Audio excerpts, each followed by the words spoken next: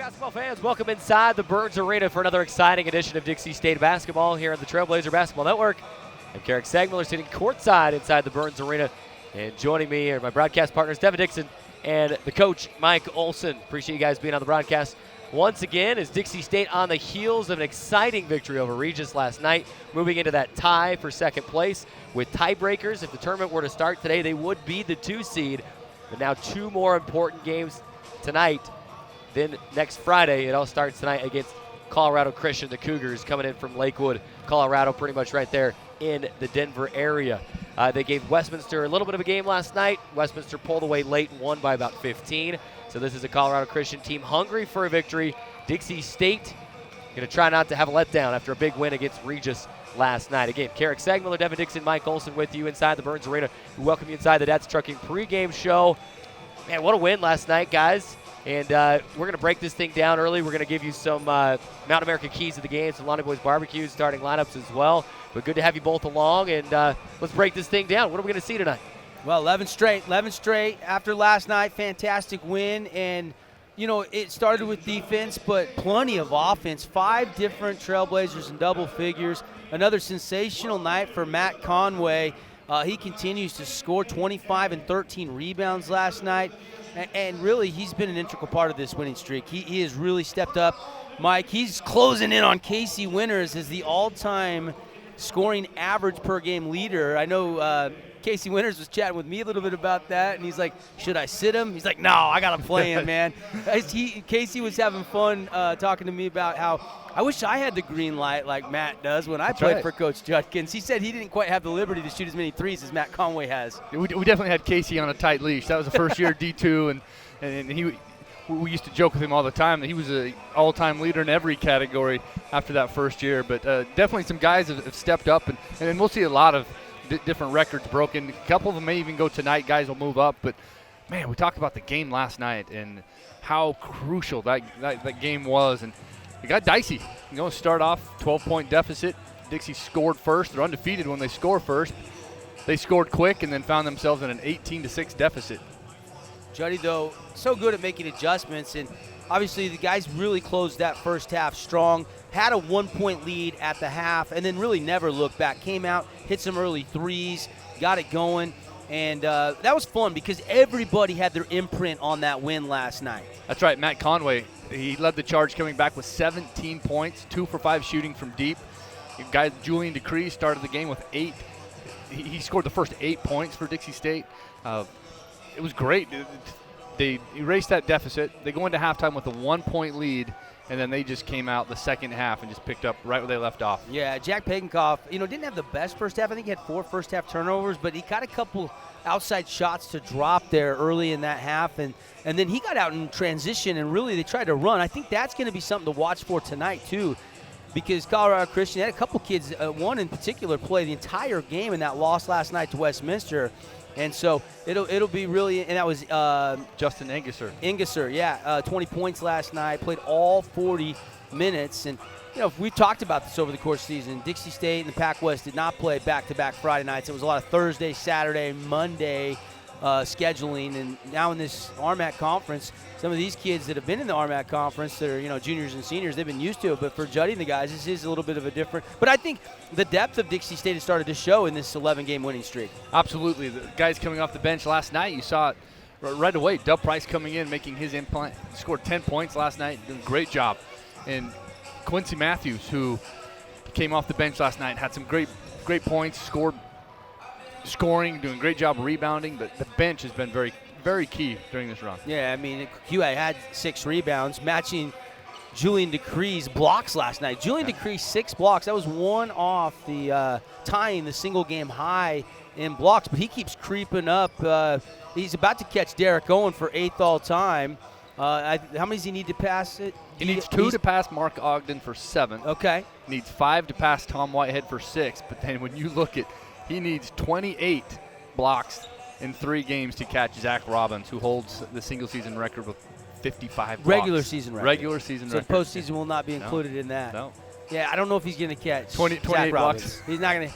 Unless I mean, there's no way. I just don't see that happening. But still, he's going to creep up there, maybe second or third on that list. And Juddy's not the hugest fan. He talked to you and I in the post game about that last night. He talked about the wall, and he'd just rather have him go straight up and stay in good defensive position. But Julian Decree loves to block shots. He's a shot blocker. He probably has been since he was in AAU ball, going up through the circuits, and obviously he's pretty good at it too. He's great at it, and sometimes that shifts the momentum. When yesterday during that first half deficit, they're down, and Julian got a thunder put-back dunk, two-handed, and he followed it up with a great block. That got the crowd going. That got his teammates going. So, those block shots, stuff like that, can really energize a team and get a crowd behind someone when they need that extra energy to make a run.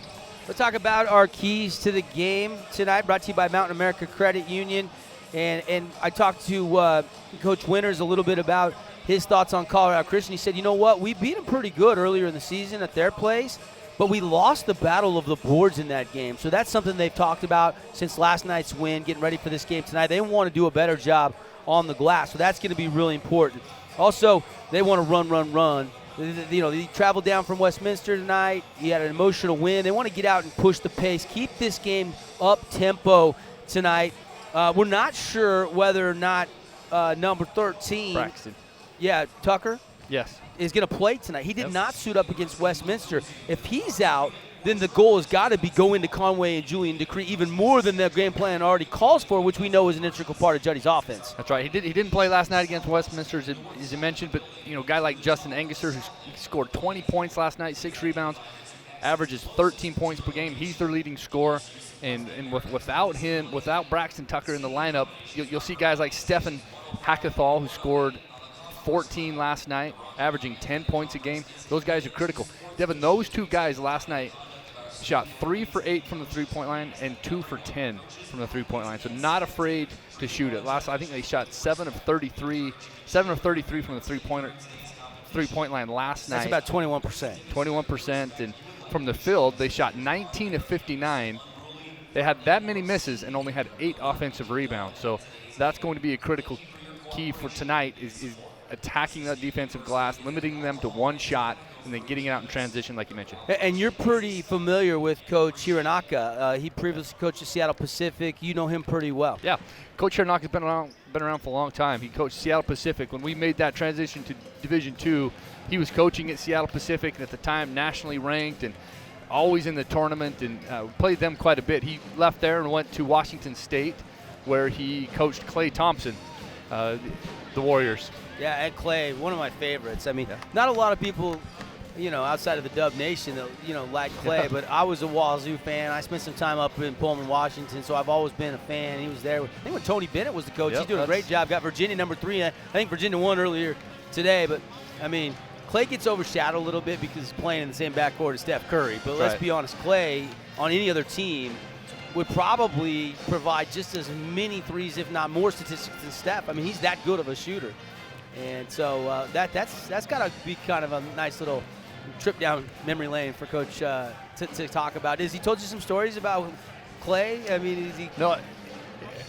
If you read his bio's got Clay talking about how he helped him in the shooting. He's just Coach Hironaka is a tactician when it comes to offense. You'll see tonight he'll run a lot of quick hitters. He's very good at finding and isolating players and creating offense off of some of those quick one-hitters. He's just a very good offensive mind, good offensive coach, and it'll be exciting to watch him coach tonight. Yeah, and this is a Colorado Christian team as we wind down our Dash Trucking pregame show. They're struggling. They're 6-19 overall.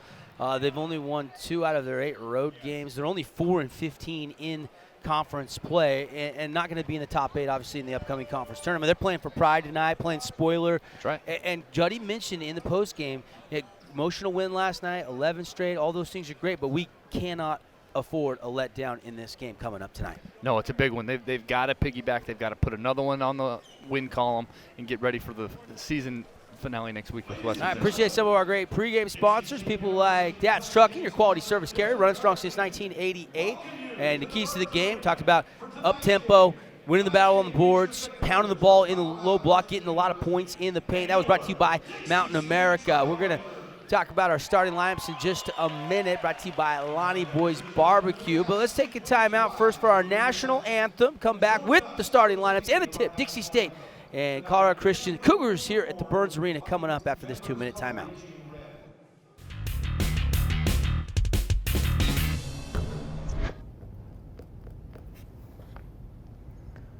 Man, where's Carrick? The show's about to start. Carrick Segmiller approaches his ball after a beautiful approach shot. This ball landed about 12, 13 feet away as he lines up the putt. He'll have this one for birdie. Hey, have any of you guys seen Carrick? I think he went that way. Segmiller eyes his ball as he lines it up. Again, this putt for birdie will win the tournament. He steps to his ball. The putt's on its way. It's got the right speed. It's in! Carrick Segmiller for birdie to win the tournament as the crowd goes wild. Woo! He is celebrating. He is ecstatic. Yeah! Carrick, we got shooting in like 5 minutes. Let's go. Come on, man. I'm just playing some golf. Let's go. There is a place where looking out means looking in, where an impression lasting only a few seconds will be imprinted on a life forever, where courage is forged and innocence rediscovered, where remembering is rewarding and forgetting unforgettable. There is a place where truth is felt and where seeing is believing. There is a place. Radio Dixie 91.3. We don't play that. Nope, not that. A big fat no there. That's what we play. And stuff like that. On St. George's only alternative, Radio Dixie 91.3. Oh, and from 9 till midnight, we play this. I need a one dance. And this. Radio Dixie 91.3 FM.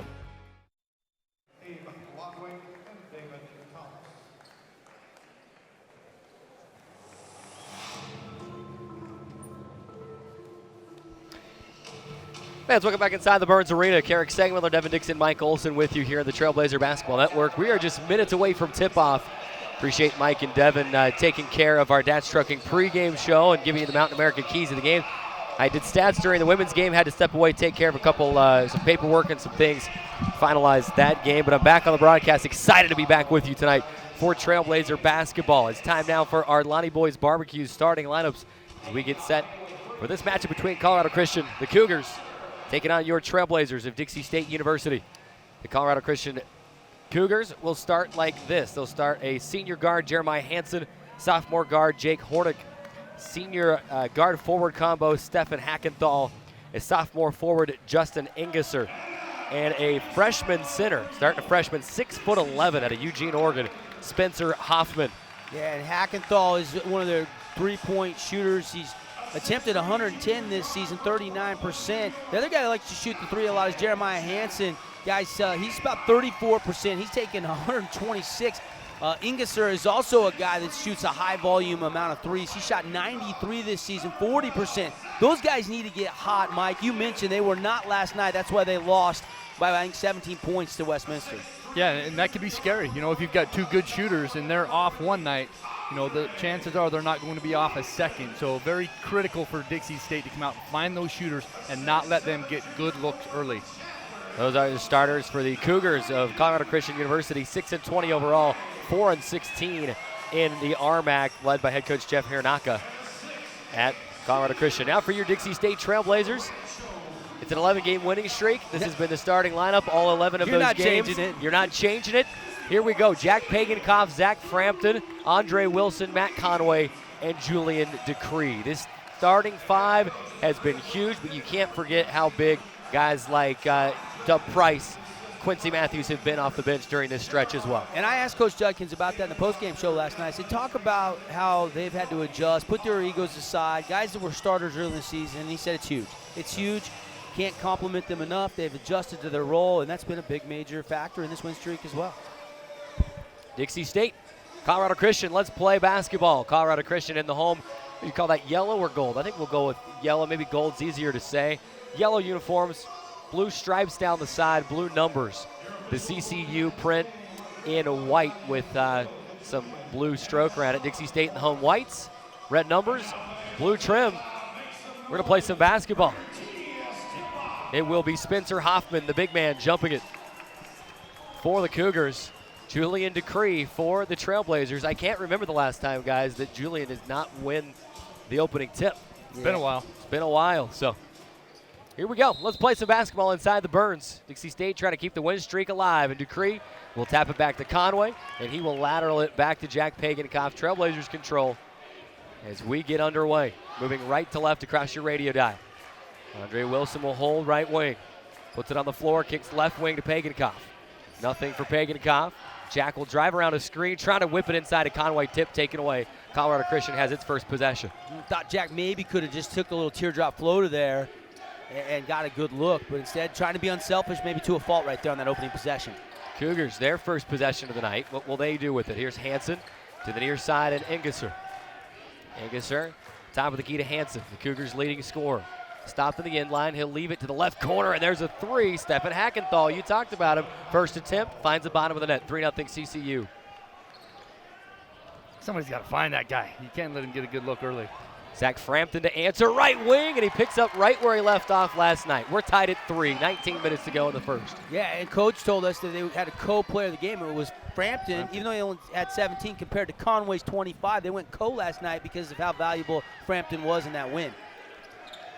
Hansen to the near side at Engesser. Engesser finding Hackenthal. Turnaround jumper right side, and it's good. Hackenthal. Little Dirk Nowitzki look to him, doesn't he, guys? That's a pretty release up high. Tickled the twine. 6'4" senior's got a good start. 5-3. Colorado Christian lead, 18:29 to play in the first. Pagankoff holding, three-point land straight away, crossing over. Will bounce it between two defenders to Andre Wilson for three in the left corner, and it is money. 6-5, Dixie State on top. They've got a game of match going on. CCU to answer quickly. Maybe a heat check from Hackenthal. It's too strong. Dixie State the rebound. Here's Frampton looking inside. Decree lays it up and in with contact and one. Bucket, the foul. Decree going to the line. The big man is so nimble on his feet. He's catching it in stride, running down the middle of the key, and then just great touch around the rim. Looking at the catch first, and then puts it out away from a would-be block, and then finishes with a little English, takes the harm, and earns a trip to the stripe for the and one opportunity. You know, it's interesting. CCU came out in a 2-3 zone. Dixie ran their man offense against that zone the first possession. They're using that high on-ball screen. It doesn't have to be a guard, and it's working against the zone. Decree will push the free throw too strong. Engesser the rebound, and he'll leave it with Hornick. Hornick pressured at the timeline by Pagankoff. Ball's loose. Pagankoff picks it up. Jack has Matt Conway. Bounces to Matt. Drop the window. No, offensive foul. Too bad there. A mistake by Hornick. Just lost the handle, and Pagankoff able to take advantage. You know, Conway, not a ton of contact. He's not really trying to initiate. It's not a straight-on block, but official deemed it so, and take the points off the board. 8-5, Dixie State, a three-point lead. Matt Conway picks up his first. An early foul for Conway. Really the only thing that stopped him this year is foul trouble. In a couple of games, ball is loose. Hornick's going to pick it back up for CCU. Hands off to Hackenthal, back to Hornick. 10 to shoot for the Cougars, 17:25 to play in the first. Here's Hornick. Trapped. Top of the key, Engesser puts the ball on the floor. Jumper from the left side. Air ball should be a shot clock violation. It is. Dixie State gets it back. And they had a bunch of those kills last night. 3 stops in a row, and now working on their first one. But first, a little trip down to the offensive end. What do you want to see here, Mike? What does Dixie State want to go to? Well, they went back to a man-to-man, so it's going to be a high-low. You can see Conway looking for Julian Decree. Trailblazers an 8-5 lead. Pagankoff will bounce to the left elbow to Decree, looking inside Conway. Fumbled it, and that's because he got pushed in the back by the defender, and that will be Engesser picking up the foul, his first, second team foul against CCU. Yeah, so far, all the offense for the Cougars coming from Hackenthal on 2 of 3 shooting. Pagankoff, the trigger baseline right. Will lob into Conway, working on the end line. Backing inside, off the window and in. Tough shot, makes it look easy. 10-5 Dixie State. Smooth low block move there. Like how we took that extra step, and then from straight away using the bank, but it worked. Trailblazers on top by 5. What will the Cougars draw up on their end? Hansen will swing it around the horn to Hornick. Hornick to Hackenthal, pressured by Wilson. They're not letting him get away easily now. And splits 2 defenders, high off the window. Right as I said that, he got wide open and laid it up and in. 10-7, Dixie State the lead. Hackenthal all 7 points for the Cougars. Conway to answer, 3 straight away, he knocks it in. 13-7, Dixie State lead. Yeah, Conway just feeling it. He's just been on fire during this win streak. Offensive Player of the Week in the RMAC last week with 2 road wins, 25 last night. Of course, Conway, a 52% three-point shooter. No stranger to that. Hackenthal going to get called for the push-off. Working in on Andre Wilson. Extended the arm. He doesn't like it. It's going against him. And that will bring us to the under-16 media. 15:57 to play. Dixie State a 13-7 lead. We take the 1-minute timeout. Come right back on the Trailblazer Basketball Network. For over a century, Dixie State University has been shaping the Trailblazers of tomorrow by providing a culture of active learning, active life. With a paradigm of real-world experience mixed with cutting-edge technologies and rich traditions, we provide one of the most affordable educations in the West, set against the most stunning backdrop on the planet.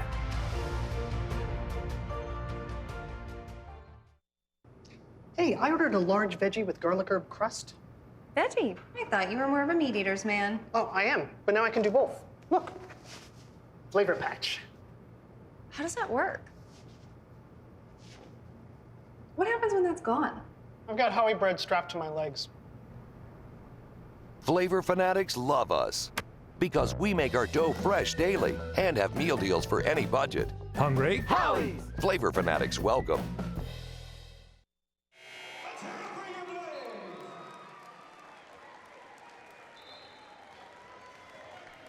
50-57 to play in the first. Dixie State a 13-7 lead. Carrick Segmiller, Devin Dixon, Mike Olson with you. And guys, you can't get any better than 100% for the field. Trailblazers 5 of 5 from the field, 3 of 3 from downtown. They did miss their only free throw attempt so far.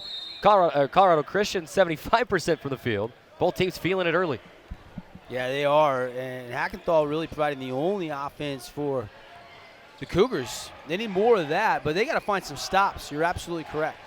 Frampton will bounce to Dason Youngblood. He checked in during the media timeout. His layup won't go. Tip put back by Dupree. No, gets his own rebound. Misses again. 3rd time's the charm for Julian Dupree. And 1. The bucket, the foul. He's going to the charity stripe.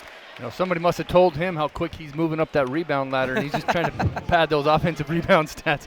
3 offensive rebounds just right there in that position. But finally did the wise thing and went up, used a little rim, and went with the reverse. Kind of got the defender leaning back up under, and then drew the contact. This second chance for him to get an and one, or for the Trailblazers rather, to have an and one opportunity here early on. And remember, we talked about the keys to the game, going down low, pounding the points in the paint, and already a nice start to that as he hits the free throw. Yep, Dupree makes the free throw, an early 5 points for Dupree. Dub Price will check in. Frampton tipping the inbounds pass away, and referees had to concur with one another, or talk to one another and see if it didn't go off of Colorado Christian. It did not. Cougars maintain the possession. Price checks in. Quincy Matthews also into the game for Dixie State. 15:34 to go in the first. 16-7. Dixie State a 9-point lead, game-high lead. Here's Hornick for the Cougars. Top of the key now, Engesser. Swinging around the horn to Hansen. Holding left wing, pressured by Dason Youngblood. Here's Hackenthal, 3-point land straight away. Will lob to Luke Martin. He just checked into the game. Hot potato with Hackenthal. Hackenthal will pull up 3-ball right wing. Too strong. Zach Frampton a running rebound. Here he goes across the timeline over to the left side. Accelerates to the free throw line. Caught off his feet between a shot and a pass. Lands and he travels. You know, he just got caught up jumping to pass. You know, you can see he had the right idea. He's right down there in the middle. He thought he was going to have Quincy Matthews. Quincy Matthews spaced out and nowhere to go. Wade Miller will check in for Frampton after the turnover. He really had his back to the basket, so he didn't have a chance to flip that up and at least attempt a shot. Had to just come down with it and take the walk. 5 minutes gone by here in the first. 15 minutes to go until halftime. Trailblazers a 16-7 lead. Here's Hornick. Crossing over to the left. Picked up by Wade Miller into the left corner. Hansen fadeaway 3 for CCU. Too strong, right into the hands of Quincy Matthews. Here come the Trailblazers. It's Youngblood bouncing into Dub Price off the window, too strong.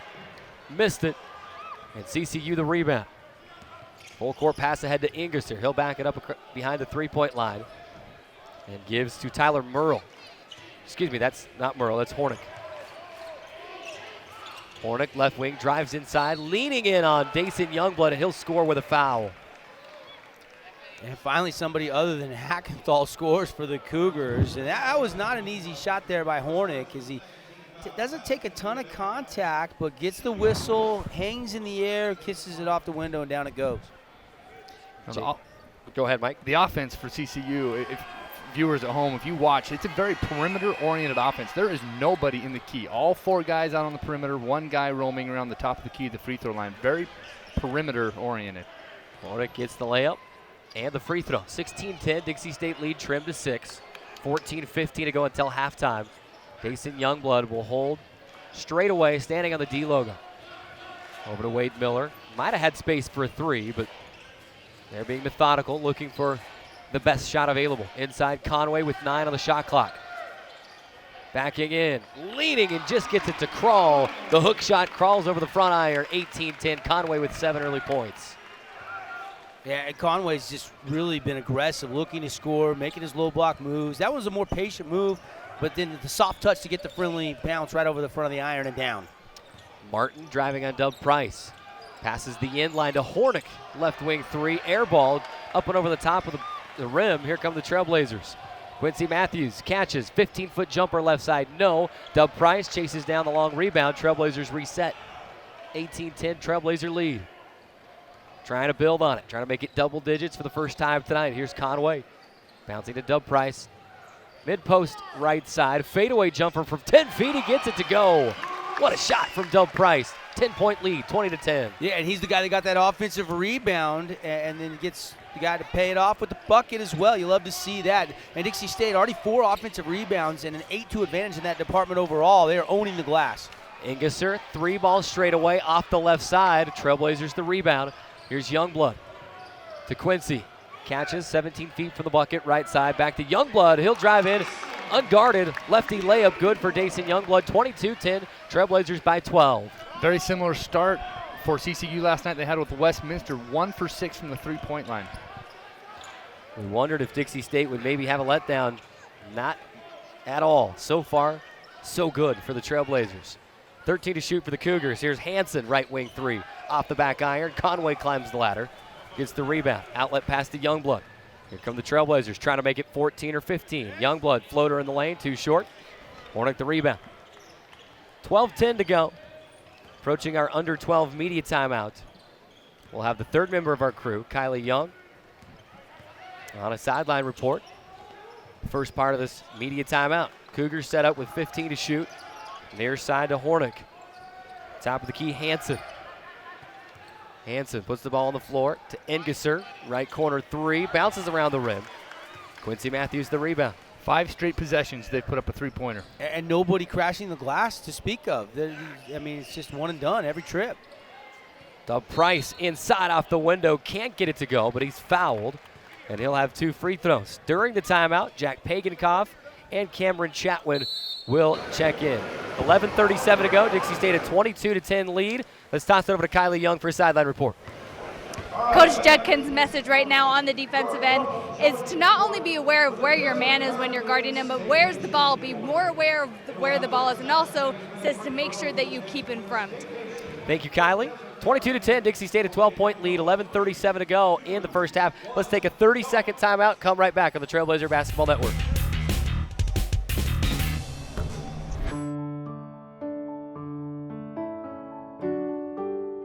From surgical suites to patient rooms to conference rooms. In scrubs, suits, or sneakers. With stethoscopes, computer code, or mops. We are all caregivers. Intermountain Healthcare. Healing for life.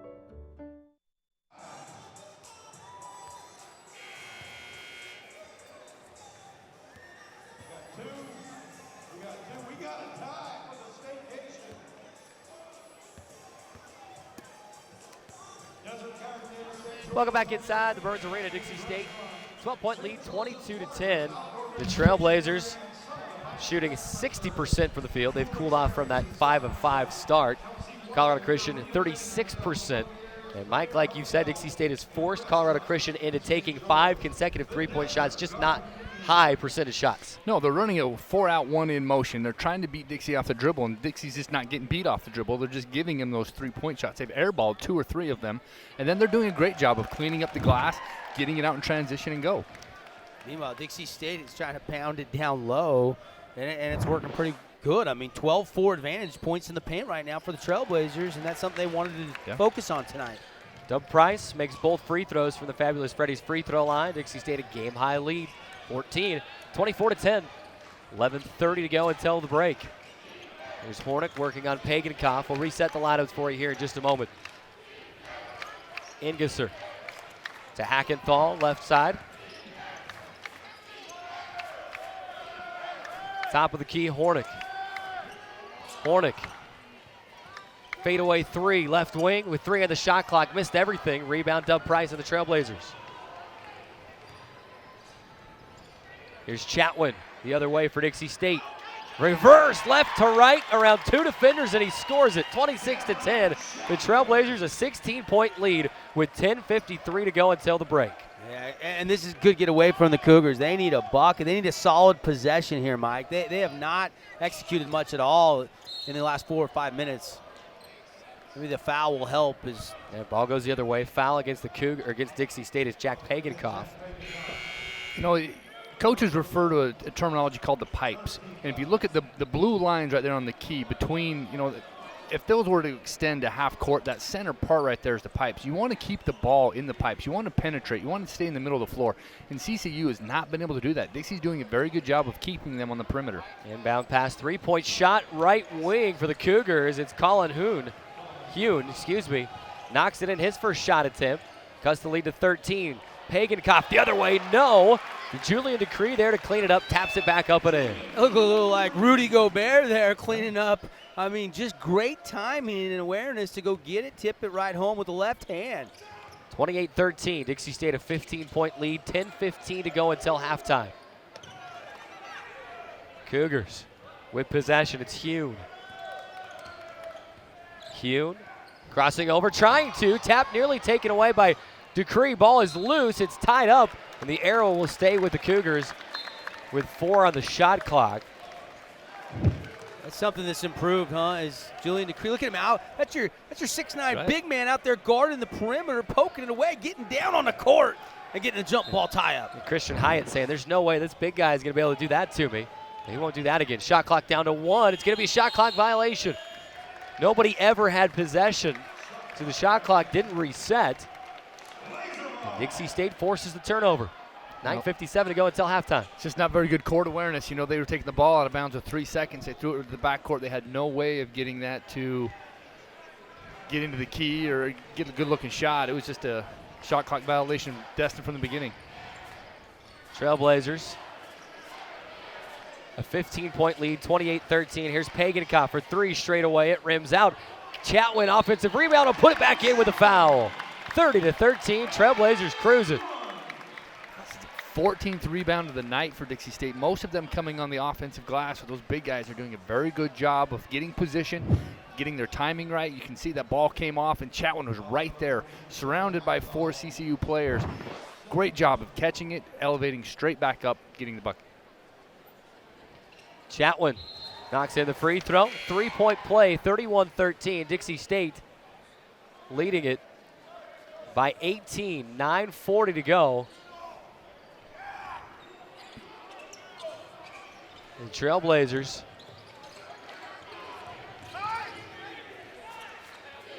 trying to run away with this thing. Colorado Christian for 3. Hune couldn't get it to go. Dixie State the rebound. 31-13. Trailblazers trying to make it 20. Pagankoff right wing 3. Rims out. Ball falls into the hands of Jeremiah Hansen and the Cougars. Cougars want to push it up the floor. Here's Hansen to Hune. Now to Hackenthal. Hackenthal. 3-point land straight away. To the near side. It's Hune.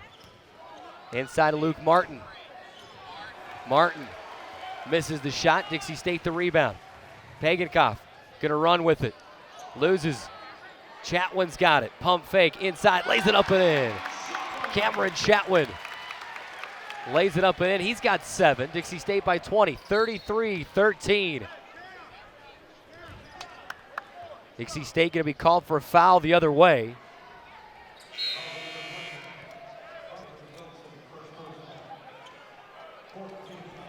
Great minutes there for Cameron Chatwin. 7 points, came in, did a great job on the offensive glass. Defensively, doing a very good job, perimeter defense. Quality minutes there for the big guy. Colorado Christian with it. Top of the key. Here's Hune. Controlling, spinning, fadeaway jumper. Rims out, no. Conway the rebound. Dixie State a 20-point lead. It's been all Trailblazers. Frampton trying to add to that. Driving the inline and stripped out of his hands and out of bounds. Trailblazers maintain. Dason Youngblood will check in with 8:13 remaining. If you're Coach Judkins, you couldn't have a better scenario if you want to work on your rebounding. This is a great way to work on your rebounding, having guys locate, find the shooters, and go secure the ball. Here's Youngblood. 3-point land straight away. To the right side. Dupree, right elbow jumper, rims out. Rebound to the Cougars. 3-point shot, right wing. An air ball from Christian Hyatt. Dixie State with it. Here's Quincy. Will bounce into Conway. Under 8, we've got a media timeout coming next whistle. They're going to say Matt traveled. During this media timeout, I might go find that window that's open somewhere. There must be a breeze. That was the 5th air ball we've seen on this end of the court. So I'll go try to find that breeze. Dixie State a 20-point lead, 33-13. I can tell you right where it's coming from. 7:46 remaining. Dixie State, it's coming out of the tunnel. 7:46 remaining. Trailblazers lead by 20. 60-second timeout, back on the Trailblazer Basketball Network. Camping World is here to help you connect to adventure and explore the outdoors with friends and family. Offering new and pre-owned RVs to fit every budget and thousands of parts and accessories for any need. Camping World has it all. With over 130 supercenters nationwide, you're never far from America's #1 RV dealer. No matter where your adventures take you. Whether you need an RV, parts, or service, Camping World is here to help you every step of the way. Visit Camping World in St. George or shop campingworld.com today. There is a place where the sun doesn't hide in the winter, where the greens stay green and the crimson canyons still glow. There is a place where dimples determine destiny, and a tiny wooden tee holds the outcome in the balance. There is a place where we drive for show, putt for dough, and settle the score with another round. There is a place.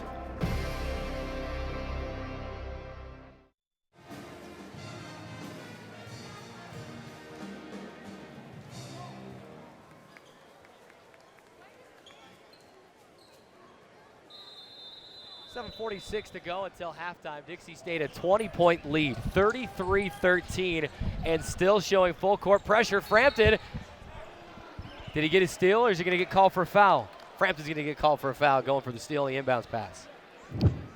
You know, you look at the scoreboard and see 33-13, but to the right of us, you've got a guy, Coach Judkins and his staff, that's not letting up at all. I mean, this is an opportunity for them to work on some things. You typically wouldn't see a team pressing 33-13, but Coach Judkins really wants to put his guys in a situation that's going to make them better for future games. Of course, got the in-state rivalry matchup looming with Westminster next Friday.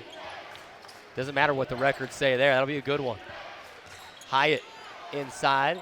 We'll pass it to the corner. Hansen left wing 3. He buries it. Maybe that'll get CCU going. 33-16. Dixie State a 17-point lead. Got the window shut. Yeah, just 3 of 13 from downtown, though, for the Cougars, 23%. They needed that one. Someone shut the door in the tunnel, I guess. Yeah. Dixie State with possession. Here's Youngblood. Kicking it to Frampton to answer, left wing. No. Tip put back, yes, by Quincy Matthews. And the Trailblazers continue to just gobble up rebound after rebound. That's already their 8th offensive rebound and Q. I love how he just alley-ooped it, didn't come down with it, just tipped it right up off the window and down. Cougars will set it up, trying to answer 35-16. Here's Hyatt, right corner three, yes. Back-to-back three makes now by the Cougars. And it's a 35-19 Dixie State lead. Yeah, Hoon and Hyatt have come in and at least been able to convert on a couple triples and got to keep them somewhat in this game early on. Conway to answer, right wing three, no. Hackenthal the rebound. Hack, gonna kick it to Hansen, another three, left wing, and it's good.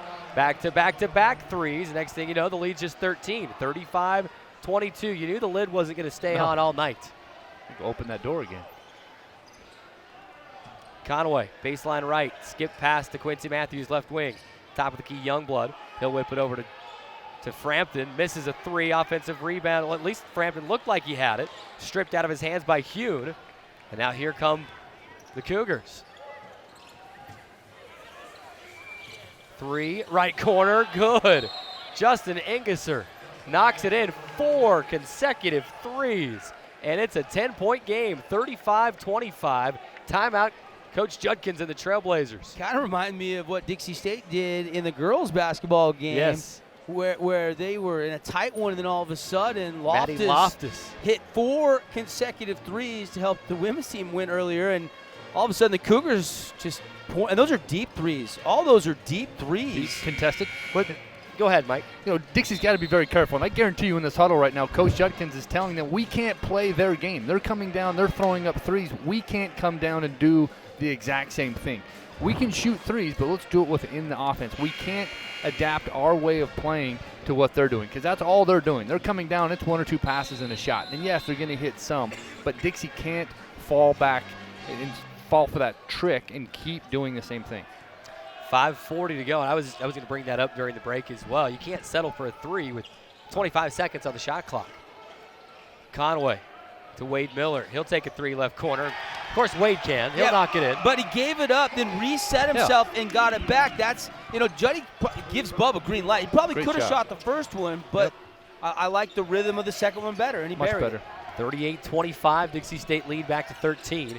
5:14 to go. Engesser just inside the arc left side. He splashes it home. Suddenly, Colorado Christian burning the nets at every opportunity. 5 minutes to go until halftime. Trailblazers will set it up with an 11-point advantage. Quincy dribbles inside the arc, stops baseline right, about 10 feet from the bucket. He'll swing it to Wade, catch and shoot three, left wing, short, tapped out by Dupree, back to Miller. Trailblazers reset. Inside Dupree, puts the ball on the floor, and he's fouled. He'll lay it up and in, but foul occurred before the shot. That should be team foul number 7, though, and I think Dupree going to the line for 1 and 1. Foul will go against Luke Martin, his seventh team foul against the Cougars. You know, much better job. You would want to see some post touches, especially with Julian Dupree in the game. You want to see them establish that post presence. That's where they got that lead, is going inside and scoring in the paint. Dupree will knock in the first free throw. It's a 12-point lead, 39-27, 4:41 to go. Dixie State trying to weather the Colorado Christian run.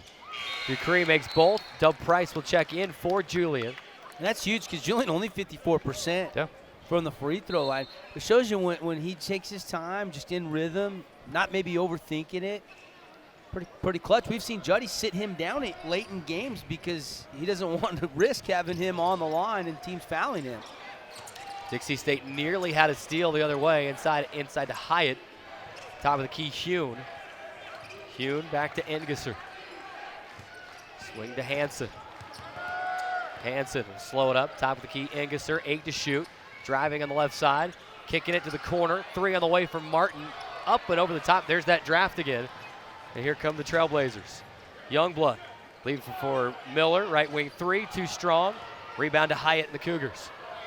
Hyatt running this one. Stops, shot, blocked by Wade Miller. Into the hands of Dub Price, ahead to Youngblood. Youngblood, stop and pop, right elbow jumper, no. Price, offensive rebound, no, he lost it off his leg. Back to the Cougars. I like that stop and pop by Youngblood. The spacing wasn't there in that transition opportunity for the Trailblazers, so I like the decision, just didn't hit the shot. Under 4, media timeout. 3:52 to go until halftime. Dixie State at 40, Colorado Christian 27. We take the 1-minute timeout. Come back to the Burns on the Trailblazer Basketball Network.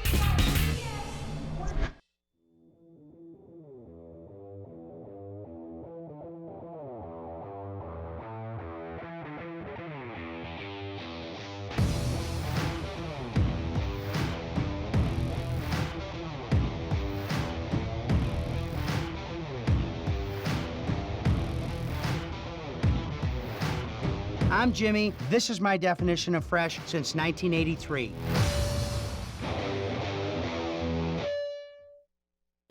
At Kneaders, we start simple, making bread from scratch with just a handful of ingredients.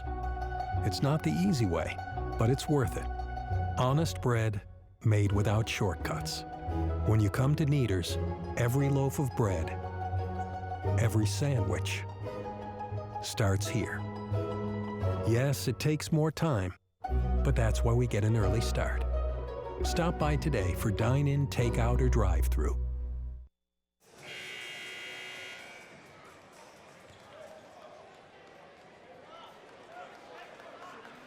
(40-27), Dixie State, 13-point lead, 3:52 to go, but this lead has been as big as 20. And the Cougars got hot from the outside. Colorado Christian is connected on 6 3-point shots, but 4 of those just in the last couple of minutes. Here's Hune to Hansen, wanted to catch and shoot, lost it to Hune. He'll shoot a 3 right wing off the left side, tapped around into the hands of Hyatt, kicking it back out, and Cougars reset. Here's Hansen, left wing 3. He wants it, can't get it to go. Ball is loose. We'll have a whistle and a loose ball foul. And I think it's going to go against Dixie State. It'll be Quincy Matthews. 2 offensive rebounds at possession for the Cougars. You don't see that very often, especially in this game. Yeah, but sometimes that's going to happen off those deep caroms when you take a deep 3, and it's going to hit hard off the back iron, kind of into no man's land, and it's a race to get there. Hard to box out when those bounce way out around the perimeter. Especially when you're in a zone. Top of the key, Hansen will swing it to Hune. 3:20 to go until halftime. Dixie State a 13-point lead. If you're just joining us, Trailblazers led by 20. And then CCU cut it back, nearly a turnover. Kicking it to Hansen, 10 to shoot. Cougars with possession inside. Hyatt catches, misses the layup, tapped around Quincy Matthews the rebound. Great catch by Hyatt, just couldn't finish. Would have been a sensational play if he had. Miller skip past to Quincy, left corner. Quincy will put the ball on the floor. He'll swing it to Wade, wide open 3, right wing, and it's good. Nothing but the bottom, 43-27, Dixie State 16-point lead. Yeah, I mean, in the bench, Bubba's playing great. He's 2 of 4. He's got 6 points. Chatwin's come in. He's 3 of 3 from the field, 7 points. Again, Dub's got 4. Quincy's got 2. The bench really getting a lot of minutes here with this comfortable lead. And that's great. Confidence-building minutes for these guys. Cougars with it. Engesser for 3 straight away. He'll splash it home. Wow, already, 23 pointers attempted, and the Cougars starting to heat up a little bit to 39%. 7 of 20 from downtown. Here's Youngblood bouncing into Chatwin. He's back into the game, working his way inside. He's fouled. 2 free throws coming for Cameron Chatwin. Cameron's still doing a great job. 7 points. He's still very active on the glass. Very good at tracking that ball down. Continue to say it. Quality minutes out of Cameron Chatwin tonight. Yeah, kind of gave a little head fake and then ball fake and was pretty patient. Got the whistle. Chance to convert here from the Fabulous Freddy's free throw line. Makes the first one. Chatwin junior college transfer. Got hurt, missed some time, but a couple ball fakes in there as he earned that trip to the stripe. We're about to see an early Josh Newbold appearance as well. He's waiting at the table to check in for Cameron. Knocks in the free throw. Newbold will make probably his earliest appearance of the season in just a 15-point game. Colorado Christian the other way. Cougars average 23-point attempts a game. They've already attempted 20. Engesser, here's number 21. Missed it off the left side. Quincy Matthews the rebound. Quincy to Newbold. To Matthews, top of the key, Pagankoff. Quickly to Dub Price. Turnaround jumper from 15 feet, and he splashes it home. And that's Dub's game right there, that mid-range game. He hit a couple threes last night, but he's way more comfortable with that mid-range 15-footer. And he's got the height to get that off over anybody. 47-30, ball stripped out of the hands of the Cougars. Luke Martin had it baseline right, knocked out of his hands. CCU maintains 20 to shoot. You know, Coach Hironaka doesn't seem too upset at these threes that they continue to cast. It's almost like, okay, we're on the road.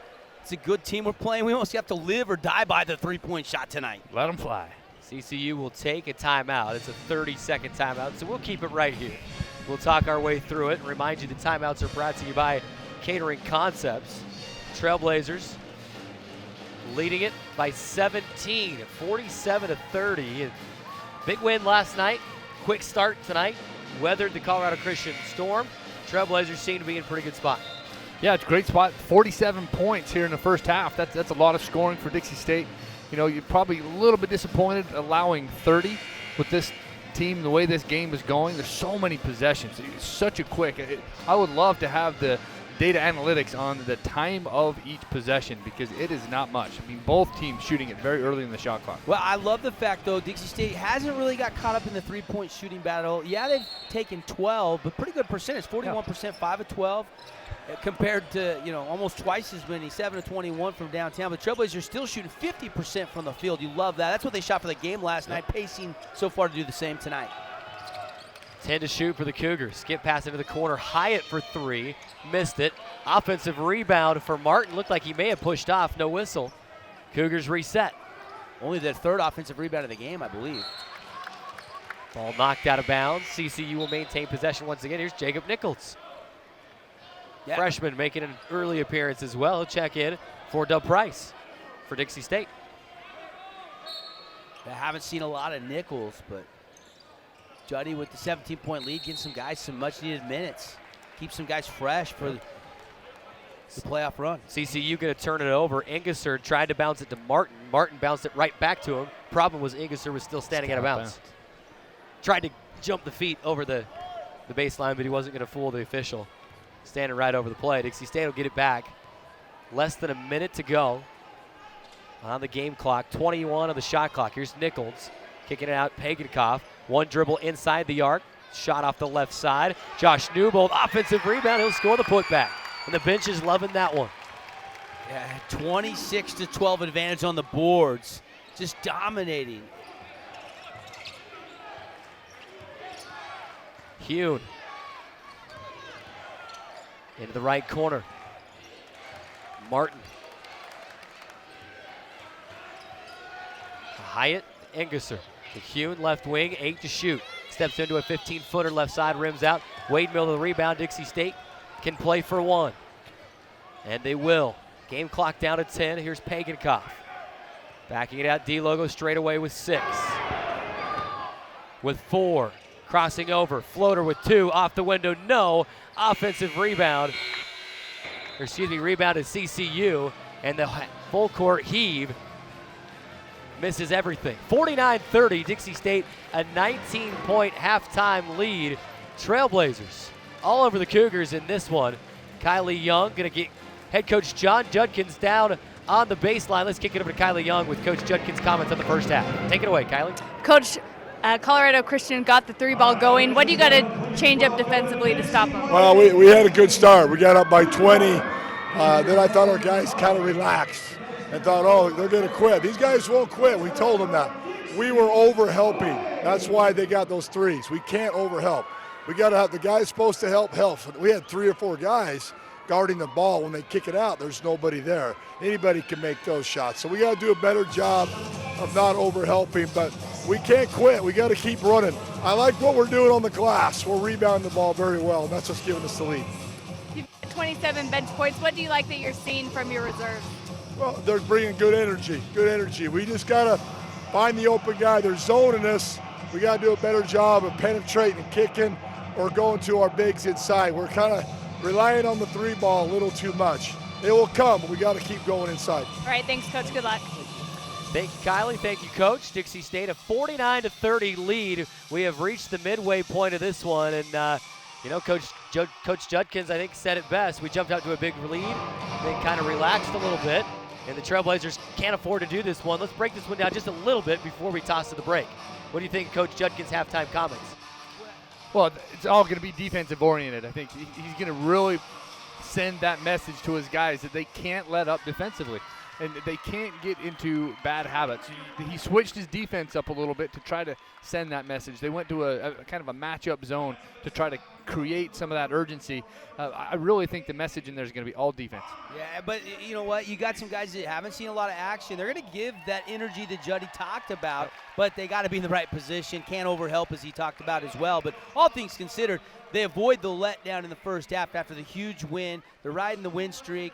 And Juddy overall has got to be really pleased with the way they came out and started this game, especially comparative to the start they had last night where they had to climb uphill most of that first half.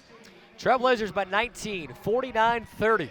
Let's step away. We'll take a 3-minute timeout, come back with the InfoWest halftime report. We'll give you more of the numbers and dissect this thing, and also tell you some big news around the Rocky Mountain Athletic Conference. A team that was right there with Dixie State has fallen tonight. We'll let you know who that is during the InfoWest halftime report. 3-minute timeout, right back on the Trailblazer Basketball Network.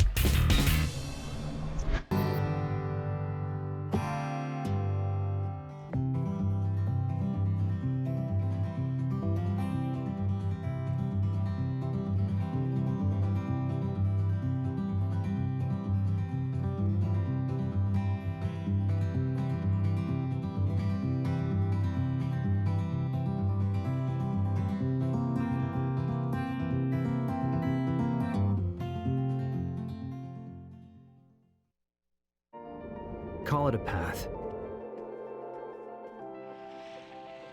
or a way through. It can be arrow straight, or have twists and turns. It's life's financial journey, and Mountain America Credit Union is here to guide you every step of the way. With timely advice and affordable products, this is your journey. Let's begin together. We're Mountain America, guiding you forward.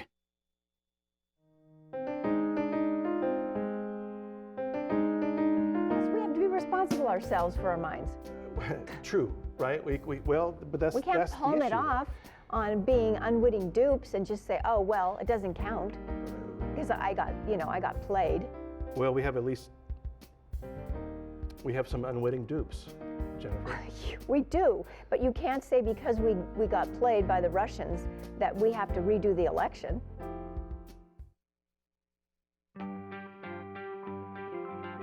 I take the road less traveled, run free, unwind, unravel someplace outside with lots to do. Green trees, red rocks, and don't forget that blue sky. The sunshine shining, sunshine pouring on me. Think I might just stay a while. Say hooray all day because the sun is gonna shine on me. Sun is gonna shine on me. Sun's gonna shine on me. Radio Dixie 91.3. We don't play that. Nope, not that. A big fat no there. That's what we play. And stuff like that. On St. George's only alternative, Radio Dixie 91.3. Oh, and from 9 till midnight, we play this. I need a one dance. And this. Radio Dixie 91.3 FM.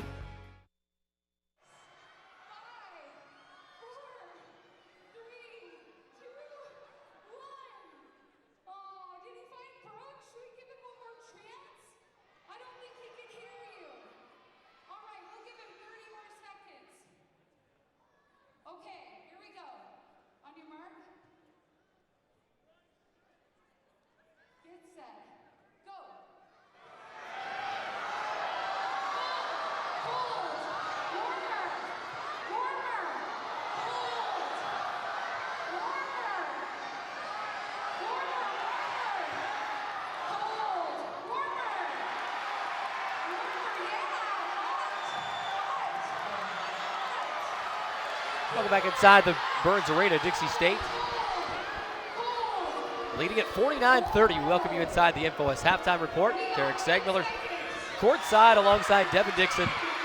and Mike Olson. We've got a game of hot and cold going out there. You got a guy with a blindfold trying to follow Brooks around, Brooks the Bison, and the crowd yelling out hot or cold. And it's getting pretty loud. It was louder than it was probably any time during the first half. Trailblazers by 19 at the half. InfoWest halftime report. Ready, set, go. Mike Olson, the coach. What jumps out off the stat sheet at you? I look at it, I see 48% shooting for Dixie State. It's pretty good. You like to be above 50 if you can, but you'll take 48. 5 of 12 from the outside, just 1 miss from the free throw line, 8 of 19. Out rebounding Colorado Christian 27-13. What really jumps out at you as you look over this first half stat sheet? 26 points in the paint compared to CCU's 4. Dixie has dominated the paint, and they've got to keep that going. They've got to get post touches. They've got to get it into their big guys, and if things don't open up, then they can kick it out for some of those perimeter shots. But that 26 points, 26-4 in the paint, that to me says exactly where they need to be targeting first. Yeah, that's huge. Bench points are great too. 27-6 advantage for the Trailblazers in bench points. So you gotta love that if you're Coach John Judkins. But 1, 2, 3, 4, 5, 6, 7, 8, 9, 10 different Trailblazers scored in the first half as well. Nobody in double figures. We had 5 guys in double figures last night. But the balance and the production is from everywhere. And that makes it really tough for the Cougars to try to pick their poison defensively. They've got to do one thing for sure. They've got to do a little bit better job on the glass. I mean, just something that, was one of the main keys we talked about in the pregame show, and Dixie's owning the glass. They're eating glass tonight at the Burns Arena. Absolutely, and they're taking care of the ball. They've only got 4 turnovers, 8 assists. You'd love to see that as a coach, that your team's only turning the ball over 4. I think Dixie usually goes in at halftime with double-digit turnovers, so to have 4 says a lot about how they're valuing each possession. You mentioned the scoring that's spread around, Devin. Leading scorers for Dixie State, Julian Decree has 9 points. No surprise to see him up there. But how about Cameron Chatwin? With 6 minutes off the bench, Cameron Chatwin, 9 points, 3 of 3 from the field, 3 of 3 from the free throw line. A couple of rebounds for Chatwin as well. We talked about him during the broadcast, I know. But you've seen the production come from all over the place. Matt Conway with 7, 6 points each for Wade Miller and Dub Price. 3 points for Zach Frampton, Andre Wilson. 2 points each for Jason Youngblood, Quincy Matthews, and Josh Newbold. The only 2 that have played that have not scored, Jack Pagankoff. He's had a number of good looks, and those will start to fall in the second half. Jacob Nichols did not get a shot attempt up in the 1 to 2 minutes that he played in the first half. But like Devin said, important to have that scoring spread around, and you see 10 different guys scoring. Like you said, 26 points in the paint, 27 bench points. Certainly are getting the job done in all aspects tonight at this point. Colorado Christian just 35% from the field, so this is what you can talk about Dixie State doing defensively as well. 11 of 31 from the field, 35% there. They had 4 or 5 possessions in a row where they kind of got away from defenders and finally started hitting some open threes. So they go 7 of 22 from beyond the arc. They make their only free throw attempt. So, I mean, this right here shows you one thing, a couple of things. Colorado Christian, 1 free throw attempt. They're just not pounding it inside. And when they are, Dixie State is playing disciplined defense inside. They force 5 turnovers. They don't have any blocks. They have a steal as well. But for the most part, Dixie State forcing everything above the perimeter, and they're kind of saying, we'll take whatever you guys can get from outside, but you're not going to come inside on us. That's right. They're running that 4-out, 1-in. We've talked about that, where they're just spreading Dixie out. And when Coach Judkins is talking about we're over-helping, what he's talking about there is the Cougars are trying to beat Dixie off the dribble, and they'll take 1 or 2 dribbles. And in the past, Dixie, they want to help. They're just helping too much, and they're not getting back to their guys wide open for shots. They've had a lot of those three-pointers have been contested, but they've had a lot of good looks at the basket. And Dixie's lucky, as many three-pointers as they've shot, as many of those open looks that Colorado Christian has had, they're lucky to have that 19-point lead because they've shot so many of them. They convert on just half of those that they've missed, and this is a pretty close game. Been a good day for Dixie State in this. There's a lot of sports going on around campus, guys. I mean, I know baseball won the first game today. I know Dixie State women's basketball won. I hear the soccer team won today, sending Jerry Lucia with a 2-0 win. I mean, the men got to finish this thing off. I mean, and everybody Yeah. can enjoy their Sunday off. Baseball team swept both Did they games of win the that second one, doubleheader. too? They won the second one 2-0 in the 7-inning nightcap of that doubleheader. Softball finally going to get back in action after losing 4 games to the weather last week. They had to push the games back a day. So they've got Adams State and Colorado Christian. Colorado Christian has a softball team here as well. And they'll play, it's a pod series, if you want to call it. They'll each play each other twice each weekend. So there's 3 total games both days. We start tomorrow at 11 a.m. and they play 11, 1, and 3. And then it goes into Monday, 11, 1, and 3 as well. Trailblazers will play at 11 a.m. and 3 p.m. both days. So coming out to Carl Brooks Field, enjoy some great softball. Your Trailblazers in first place right now in the RMAC. Speaking of standings inside the InfoWest halftime report, we want to take a quick look at the RMAC standings here in the men's basketball side. Colorado School of Mines, 20-1.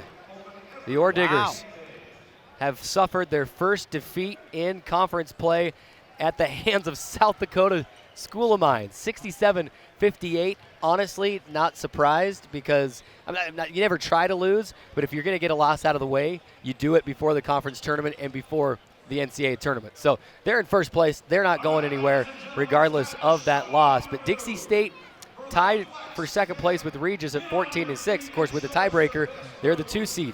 Tonight, you had the 3-4 matchup. Well, teams that were tied going into this one, UCCS and Black Hills State. Black Hills State defeats UCCS. So they weren't tied going into it, but they're tied now. UCCS and Black Hills State now both at 14-7. So things start to thin out just a little bit, and you can see the path here. Win tonight, win Friday. If you're Dixie State, you lock up the 2 seed, and you're playing in that 2-7 matchup at home in the Burns on Tuesday, March 5th.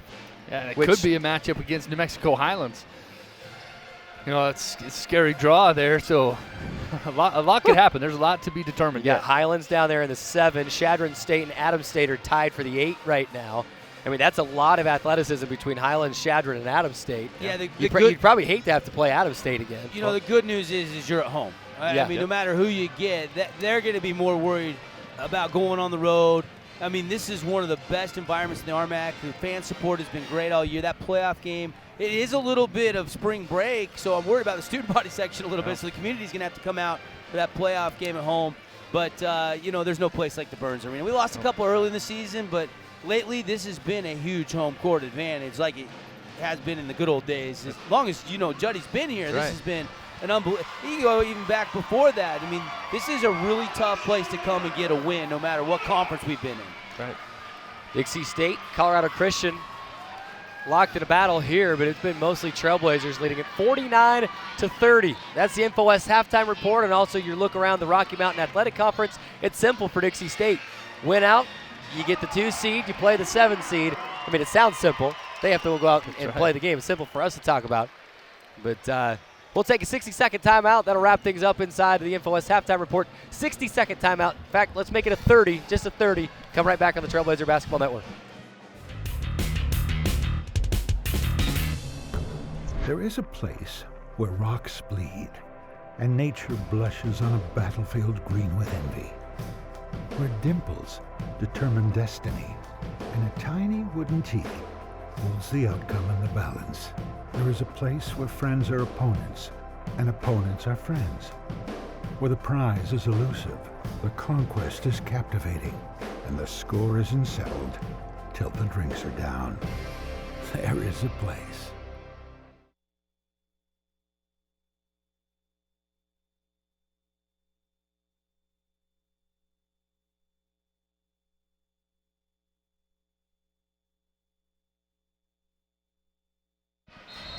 Welcome back inside the Burns Arena, Dixie State. Colorado Christian getting ready for the second 20 minutes in this one. Trailblazers lead at 49-30. We'll have the first possession of the second half. Original starters back out on the floor for the Trailblazers. Frampton, Pagankoff, Conway, Ducree, and Wilson. For the Cougars, Hansen, Hornick, Hackenthal, Ingesser, Hoffman. Trailblazers, first possession of the second half. Here we go. Conway, right elbow. Driving inside. Did he travel? He did. Tried to put the ball on the floor. Ball kind of got tied up a little bit. He ripped it away, and then his momentum carried him into a travel. That was a good set. Good look. And didn't convert, but I tell you what, it's going to all be right here on the defensive end. See what adjustments Dixie makes the second half. Cougars, see what they do on their first possession of the second half. Engesser, top of the key, Hansen for 3 right wing. Good look, just push it too strong. Paganikoff the rebound for the Trailblazers. Jack will leave to Conway. Conway to Wilson. Wilson holding. Skips it to Paganikoff, left wing. To Wilson, bouncing it inside Ducree. Working on the defender, and what we got? Called the hook.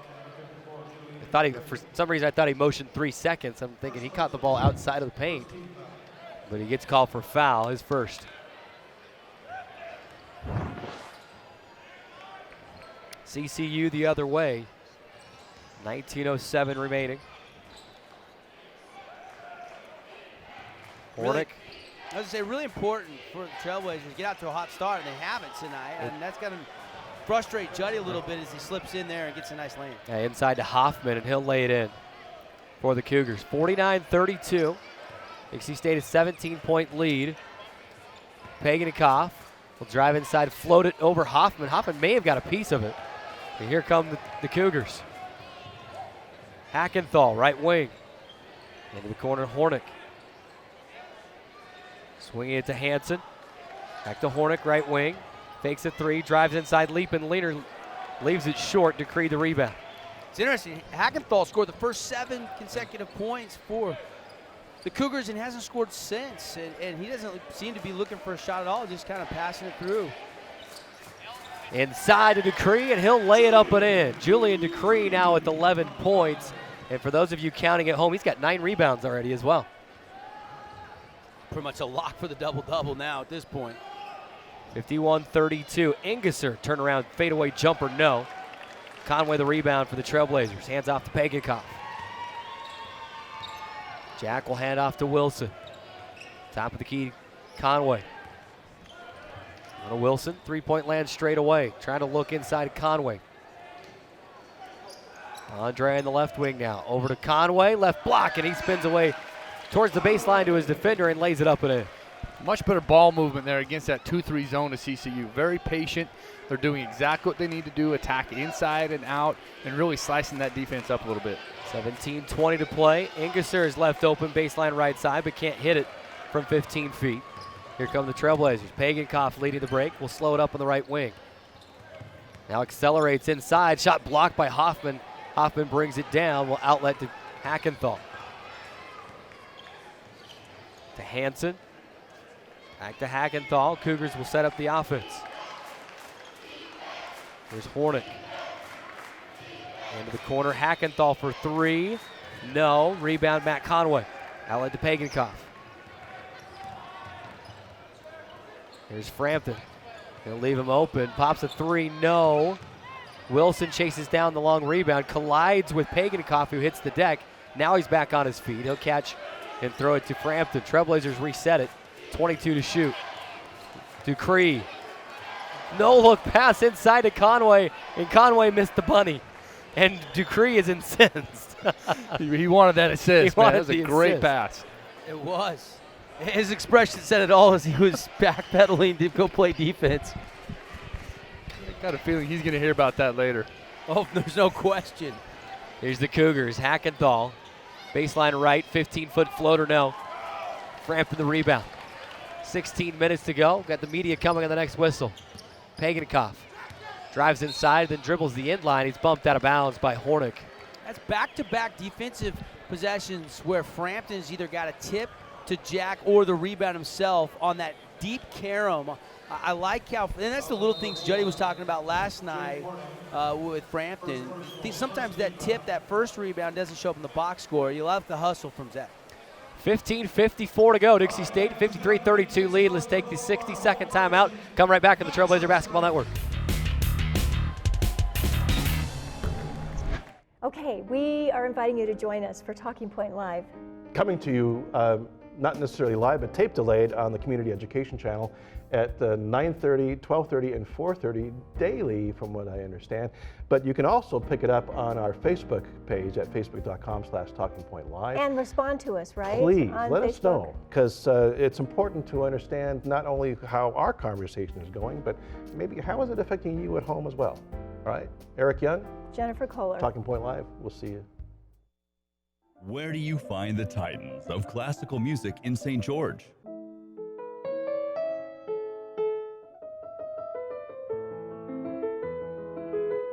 Classical music on Radio St. George, 100.3 FM. Where do you find the legends of jazz?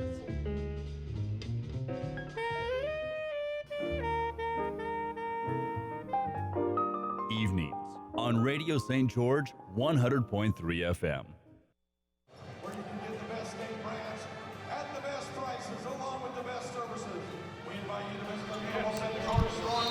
50-54 to go in the second. Dixie State, 21-point lead, 53-32. They try to close out win number 12 in the win streak.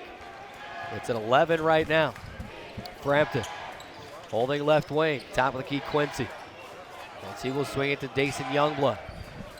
Dason over to Frampton. Splits the needle, threads the needle over to Dub Price, leaves it short. Quincy Matthews put back bucket, no.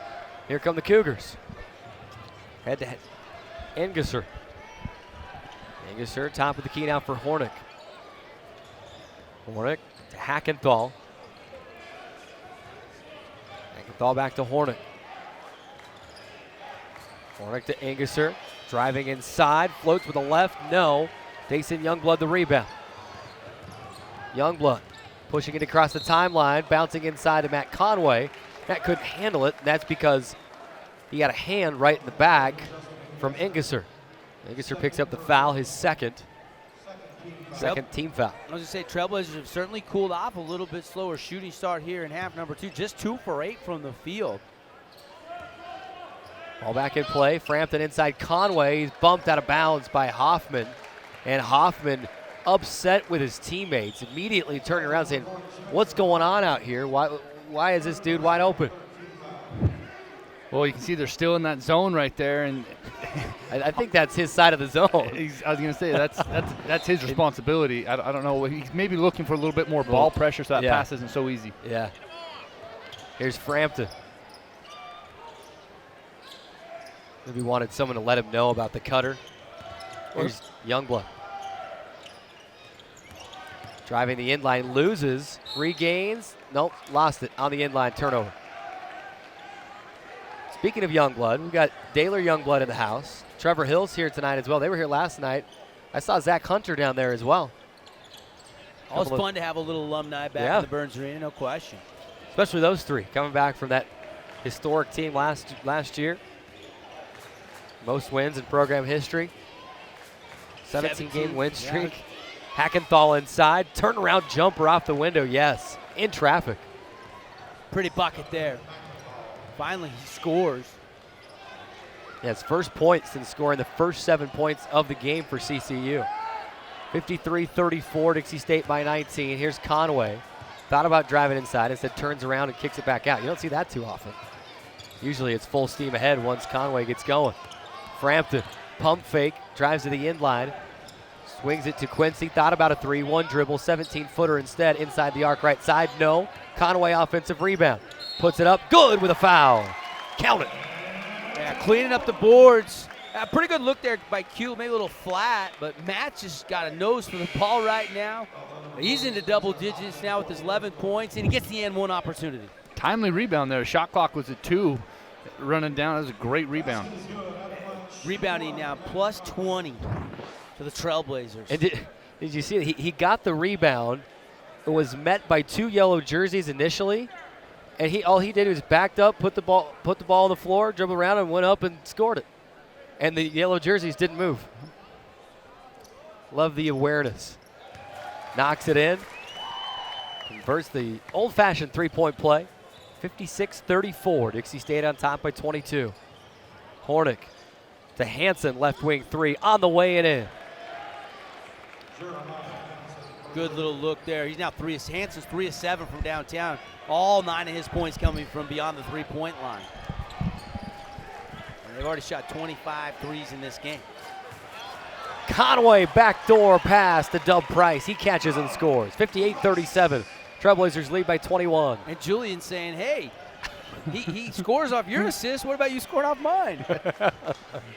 13-14 to go in the second. Hanson leaning in on Miller. Nope, couldn't get it to go. Miller the rebound. No look pass ahead to Youngblood. Whipping it into the corner. Quincy Matthews for 3. Nope, couldn't get it to go. Q's thinking. He's thinking a little bit. Yeah. It's not in rhythm. He's missed a couple early, and as he elevated, he no question he was going to shoot that. He was wide open, but it just didn't look like it was in rhythm. Anguser will hand off to Hackenthal. Cougars will set it up. 12:45 to play. Inside Hornick, guarded by Wade Miller, trying to bounce it to Martin, and it's kicked by Conway.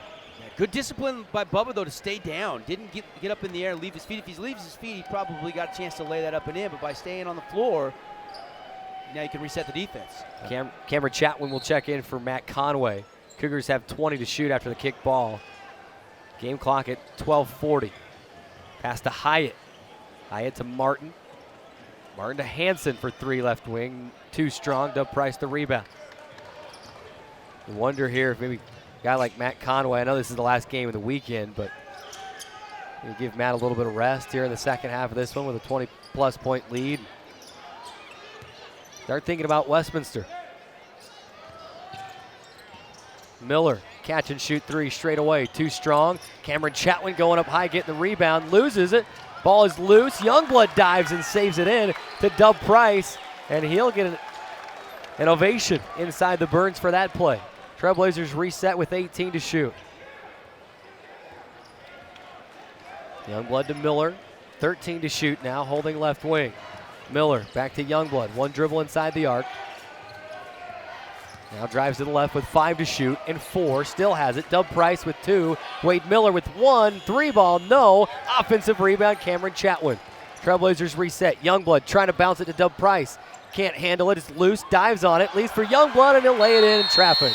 Timeout Dixie State after the make. How did Dub stay inbounds, not travel, and then patiently lay on the floor for it seemed like almost 2 seconds, and then throw it right to Dason at the front of the rim for the lay-in? Heads up play. 11:31 to play. My, oh my. Dixie State leading it 60-37. It's the first coaches called timeout of the second half, so they'll stretch it to a full timeout, and we'll take it. 60-second timeout and back on the Trailblazer Basketball Network.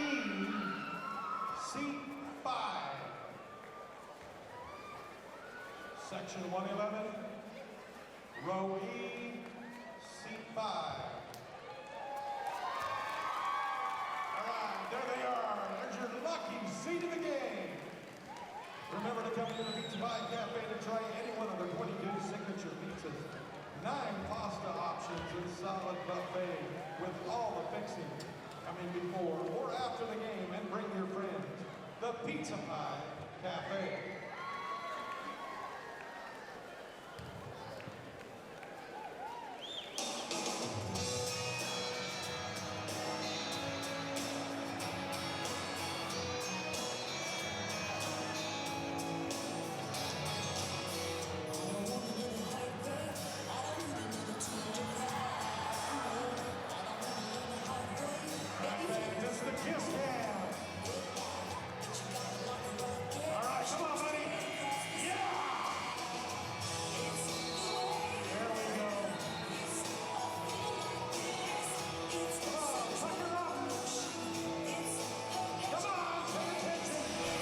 .11:31 to go. Dixie State leading it by 23, 60-37. And all Dixie State. The Trailblazers look to keep this thing going, closing in on 12 in a row. In-state matchup with Westminster coming up next week. RMAC tournament right after that. Full steam ahead for the Trailblazers. Colorado Christian somehow breaks a Dixie State press. Looked like there may have been a travel involved, but they say play on. Hyatt, Hanson, touch pass inside to Engesser. They'll whip it back out to Hyatt. Anguser, catch and shoot. 3 straight away, left it short. Just didn't have his feet under it. Here come the Trailblazers. Jason Youngblood splits 2 defenders high off the window and in. Really good job patiently picking his way down the lane, and then that was not an easy shot. Finishing high off the glass with a soft touch. I like that move. 62-37. Anguser has it knocked out of his hands by Dub Price. Ball is loose. Bodies all over the floor. A pile of humanity. Nobody has it yet. Rugby scrum. Excuse me. We're getting over a cold still. Now it's tied up. And Colorado Christian has the arrow. Well, you know, you're up 62-37, and that Dixie State has got 1, 2, 3 different players on the floor. You love the hustle. Love the hustle. That will bring us to the under 12 media. 10:41 to go. Dixie State 62-37. We'll take the 60-second timeout, come back on the Trailblazer Basketball Network. There is a place where young and old make connections, where kids feel like grown-ups, and grown-ups feel like kids. There is a place where beauty arises in contrast, where wonder is universal, and laughter second nature. There is a place where friends find a future, families find each other, and feelings find their home. There is a place. For over a century, Dixie State University has been shaping the trailblazers of tomorrow by providing a culture of active learning, active life. With a paradigm of real-world experience mixed with cutting-edge technologies and rich traditions, we provide one of the most affordable educations in the West set against the most stunning backdrop on the planet.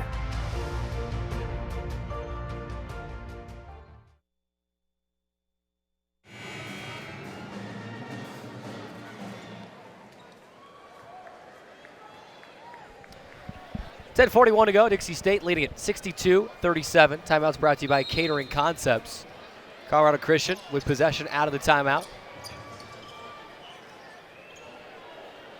Hyatt will maintain. 3-point land straight away. Leaves for Hune. Hune to Hackenthal. Spinning away from Chatwin. Pump fake. Gets under him and lays it. No, he missed it. Looked like he was going to have an easy layup. Missed it off the back iron. Here come the Trailblazers. Youngblood to Chatwin, and Dixie State will set it up. Over to Wilson. Wilson near side for Price. Price to Chatwin. Pump fake. Gets inside and scores it. I love that move from Chatwin. He is really coming alive in this game. I mean, that was next level. I love that. I mean, that's huge for them. If he can give them that kind of minutes down this push into the postseason, woo-hoo. Man, dream shake. Speaking of push, Andre Wilson. The dream shake. It's called, is that what we're calling it? Keem Olajuwon move right there. Love it. Foul against Andre Wilson, his second. We saw flashes of that from Chatwin earlier in the season. He got hurt. And I think he's finally 100% healthy. Hune will knock over Chatwin. No whistle. We play on. Hackenthal. Step back 3, left corner, too strong. And Andre Wilson goes up high and gets the rebound. Here comes Wilson. Leaves for Wade Miller. Miller's on the floor for Dixie State. You got Wade Miller, Dason Youngblood, Dub Price, Cameron Chatwin, and Andre Wilson. Speaking of Wilson, catch and shoot 3 right wing, no. Bodies hitting the deck again, and Dixie State going to get called for the foul. It was Dub Price pushing Elias Hale to the floor. First time we've said Hale's name tonight. Josh Newbold back in, Dub Price to the bench. Yeah, I think Juddy looking for Newbold to just really work hard on the defensive end. Did get that putback bucket in the first half. Any offense they get out of Newbold is a big bonus. Here's Hyatt for the Cougars, leading for Anguser to Hale. 3-ball right wing, too strong. Newbold the rebound. Leaves for Youngblood. Youngblood leaves for Newbold. Josh will step into a 3. Bang! Instant offense, 67-37. 30-point Dixie State lead. Now he trailed like he wanted and was ready to shoot that. He came down knowing that his point guard was going to be looking for him, got his feet ready. He made that decision to shoot that coming up the floor. You'd love to see that confidence. He's like a Matt Conway can trail and hit this shot. Why can't I? I've seen him do it a million times this season. You love that, though, off the bench, guys. There's a foul. Yeah, Hackenthal fouled by Chatwin. Guys ready to come in when they get the opportunity. You know, you can be disengaged on the bench, but the entire night, the bench has been rooting and cheering and engaged. And when they've come in, they provided a spark, and that's got to be pleasing to Coach John Judkins. First free throw from Hackenthal will rim out. Quincy Matthews, Jack Paganikoff will check back in. Youngblood and Wade Miller going to get a breather. And just 3 of 16, the Cougars cannot find any rhythm on offense. Doesn't matter who's out there for Dixie State. Hackenthal, second free throw rattles through. 67-38, Dixie State by 29. Quincy leaving for Newbold again. Too strong. Right wing three rims out. Chatwin had the rebound, and he's fouled. Cameron Chatwin having a night. Foul will go against Elias Hale. His first 15 foul. Chatwin, Mesa, Arizona, Desert Ridge High School, but it was St. Martin's before coming here. So, you know, he's got some reps in. He's an experienced player. Inbound pass to Newbold, catches. He's got to get out of the lane or score, and he does the latter. Scores it in traffic, 69-38. By the way, St. Martin's a good program. We found that out firsthand early in the season. Offensive foul the other way. Ingesser will run over Andre Wilson. Yes, we did. That was a night that St. Martin's just didn't miss. Yeah. They made about 50 threes in the first half, and another 27 in the second half. Maybe not that.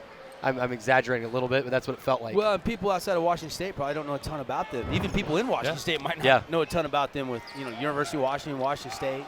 I think they're leading the GNAC. Gonzaga. Yeah, they're really good. I think they're still top 15 in the country. Yes. Now it's inside Chatwin. Chatwin catches, floats, no. Offensive rebound, Newbold, and he'll miss, but he's fouled. And that is Chatwin's first miss of the night. 4 of 5 from the field now. And that will bring us to the under 8 media timeout. 7:56 remaining. Dixie State a 69-38 lead. Over to Kylie Young on the inline for the sideline report. One thing Coach Judkins is wanting to continue to see on the offensive end is a pass to the high post. He doesn't want him to be afraid to go inside, but you know what? With a 29-point lead and going deep into the bench is just as electric as it started. And really, it's fun seeing these guys, the starters sitting the bench right now, standing up and cheering their guys on as they continue to be victorious. Thank you, Kylie. Appreciate it. Good stuff as always. 69-38, Dixie State by 31. 7:56 to play. We'll take the 30-second break, just a 30. Come right back on the Trailblazer Basketball Network. Hey, I ordered a large veggie with garlic herb crust. Veggie? I thought you were more of a meat eater's man. Oh, I am, but now I can do both. Look, flavor patch. How does that work? What happens when that's gone? I've got Howie bread strapped to my legs. Flavor fanatics love us because we make our dough fresh daily and have meal deals for any budget. Hungry? Howie's! Flavor fanatics welcome.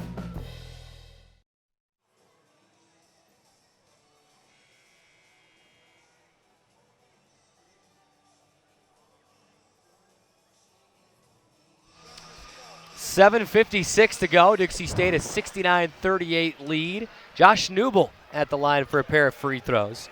It's been a night for just about everybody that's been in there. Julian Decree having a great game. Matt Conway having a great game. Cameron Chatwin, he's 4 of 5 from the field with 5 rebounds. Josh Newbold has got 7, now make it 8 points. He's 3 of 4 from the field. Made a 3. Jacob Nichols up off the bench. He'll check in on this second made free throw. Nichols will check in. Cameron Chatwin going to check out, but everybody involved tonight, guys. Good to see. You know, it's great to see these guys work hard in practice, and really this is the moments that they've been working hard for, and it's good for them to get some of these minutes because you never know when you're going to need some of these guys at any given time. Somebody could get hurt or get sick, and you need to have somebody step up. 3-point shot for Colorado Christian. Rims out. Paganikoff the rebound. He wants to push it. Believe it or not, this is not a season low in points, even though there's still 7:33 to go. Western Oregon held this Cougar team to 35 points earlier in the season. Jacob Nichols trapped on the end line, try to pass out of it. It's taken away. Pagankoff will get a steal and save it over his shoulder. Going out of bounds ahead to Nichols, and he's fouled in transition. What a sequence, and what a steal and a save by Jack Pagankoff. Oh, Pagankoff hasn't scored tonight, but he just does a lot of things just like that. You know, a lot of things that aren't going to show up on a stat sheet. Gets his hands in the passing lanes, goes after it. He's got a 30-point lead, and he's still jumping out of bounds, saving the ball. So well, better give him at least a steal for that effort. Yes. I mean, that was sensational. Nichols misses the first free throw. Update up in Salt Lake City. Regis 48, Westminster 45.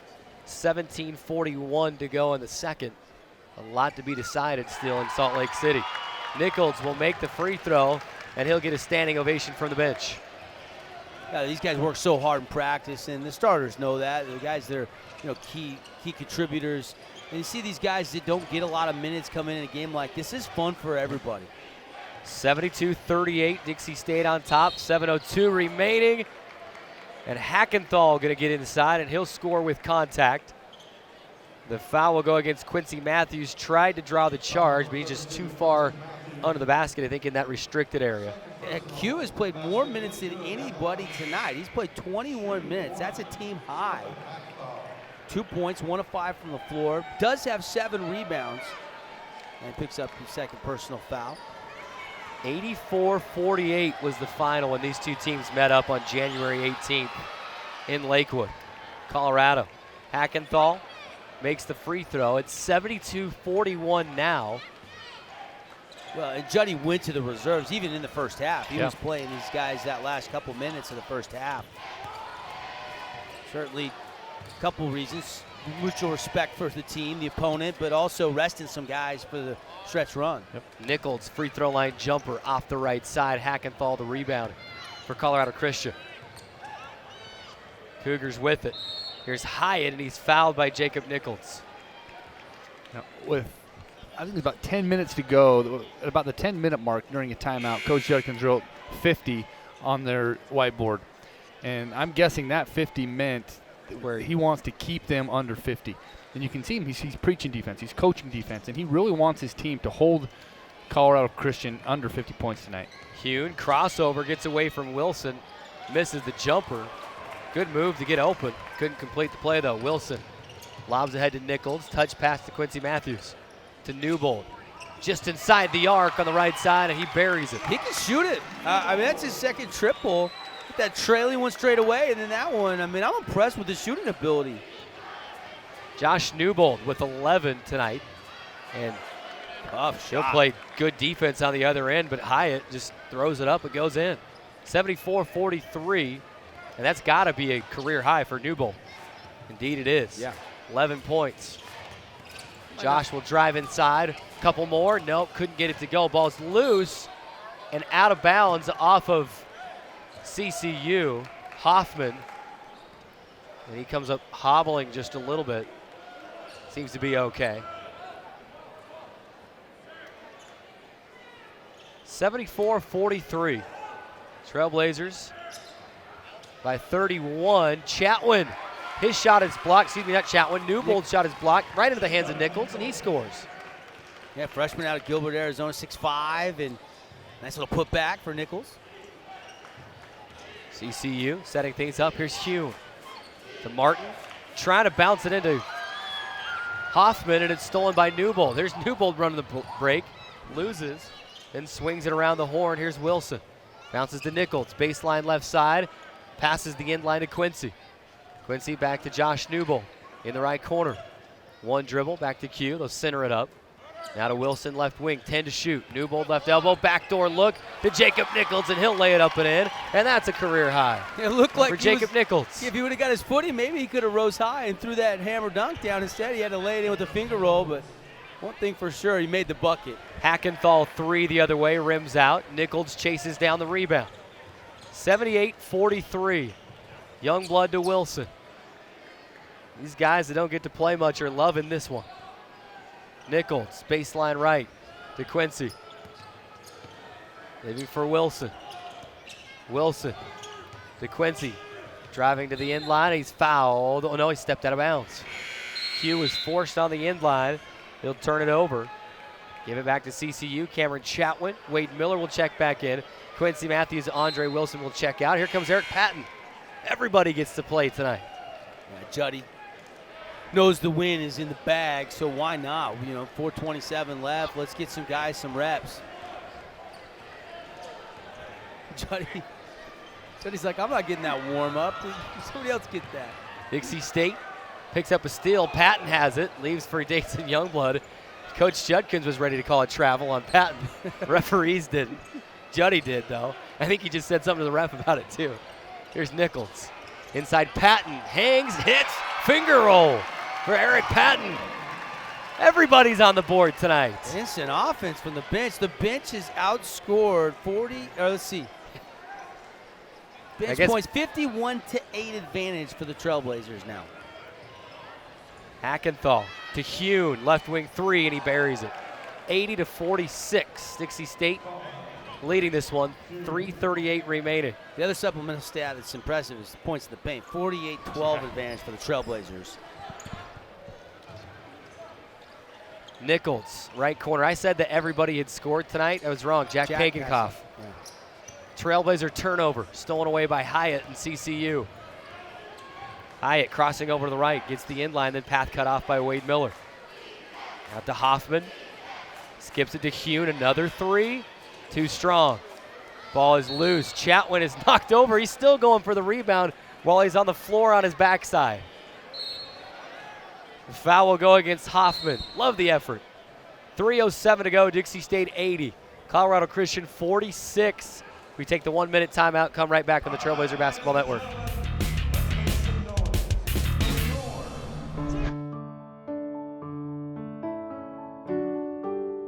From surgical suites to patient rooms to conference rooms. In scrubs, suits, or sneakers.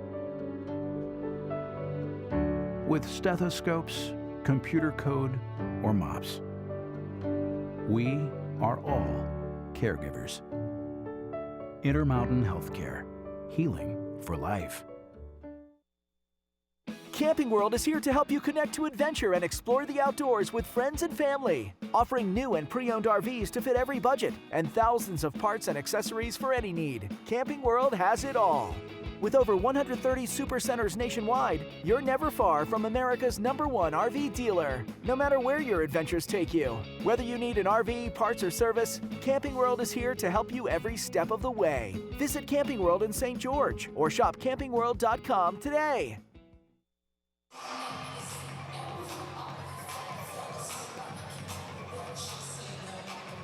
Welcome back inside the Burns Arena. 3:07 to go. Dixie State an 80-46 lead.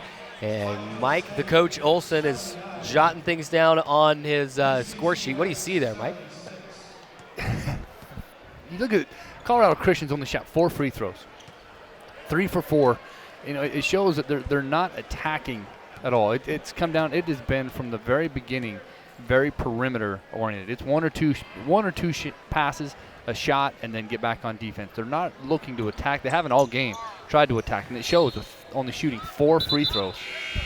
Cameron Chatwin misses the front end of a 1-and-1, and it's knocked out of bounds. Possession will go to the Cougars. And you're absolutely right, because that's backed up by their offensive rebounds. There's nobody crashing the glass. They've got 3 offensive rebounds tonight. Dixie State has 19 offensive rebounds. They're 17 of 54 from the field, so there's plenty of rebounds to be had. Hune going to knock in a 3 in the left corner, and then he is pummeled by Eric Patton. Pat was trying to close out quickly for the block, and now Hune with a chance for a 4-point play. Hyatt, the guy that kind of got to the middle, delivered the nice pass. And Patton trying to close out, just couldn't stop the momentum. Clearly a foul. Hune knocks it in. He's got the 4-point play. Where's he at? He's got 10 now. Seems like more than that. He's had a few threes and 4-point play. And 80-50. Dixie State lead is 30. 2:47 remaining. Chatwin to Patton. Patton loses. Here comes Hune for CCU. Passes the end line. He'll swing it to Hyatt. He'll try a 3 left wing, and it's good. 80-53. 2:30 to go. Hyatt and Patton kind of got a little tangled up there. I don't think They were asking how their relatives were doing there, but cooler heads prevailed. Chatwin knocks in a jumper from the right elbow. 82-53 Dixie State. Chatwin has 13. I like the way he's come in and shot it, scored it, rebounded it. The effort has been there from Chatwin. There's not much, if anything, you can pick on in his game tonight. He's been almost flawless. Hackenthal, relief for Hune. Hune crossing over the right, spinning back left, stolen by Josh Newbold. Newbold leading the break. Euro step, leaves for Patton. Layup, no. Gets his own rebound. One dribble, at least tries to dribble. Dribbles off the foot of a CCU player, and it goes back the other way. Merle inside, he'll lay it up and in. Well, so much for holding them under 55. Dixie allowing 55 to this team. You know, that's probably going to be a little bit of a disappointment, let down for Coach Judkins, but I think a lot of that conversation is going to be with the offense. You can't, it's hard to keep a team down when you can come down and get whatever you want offensively and take quick shots. 82-55, whistle away from the ball. As Dixie State sets up the offense, it's Merle, gets called for the foul, his first. And free throws for the Trailblazers.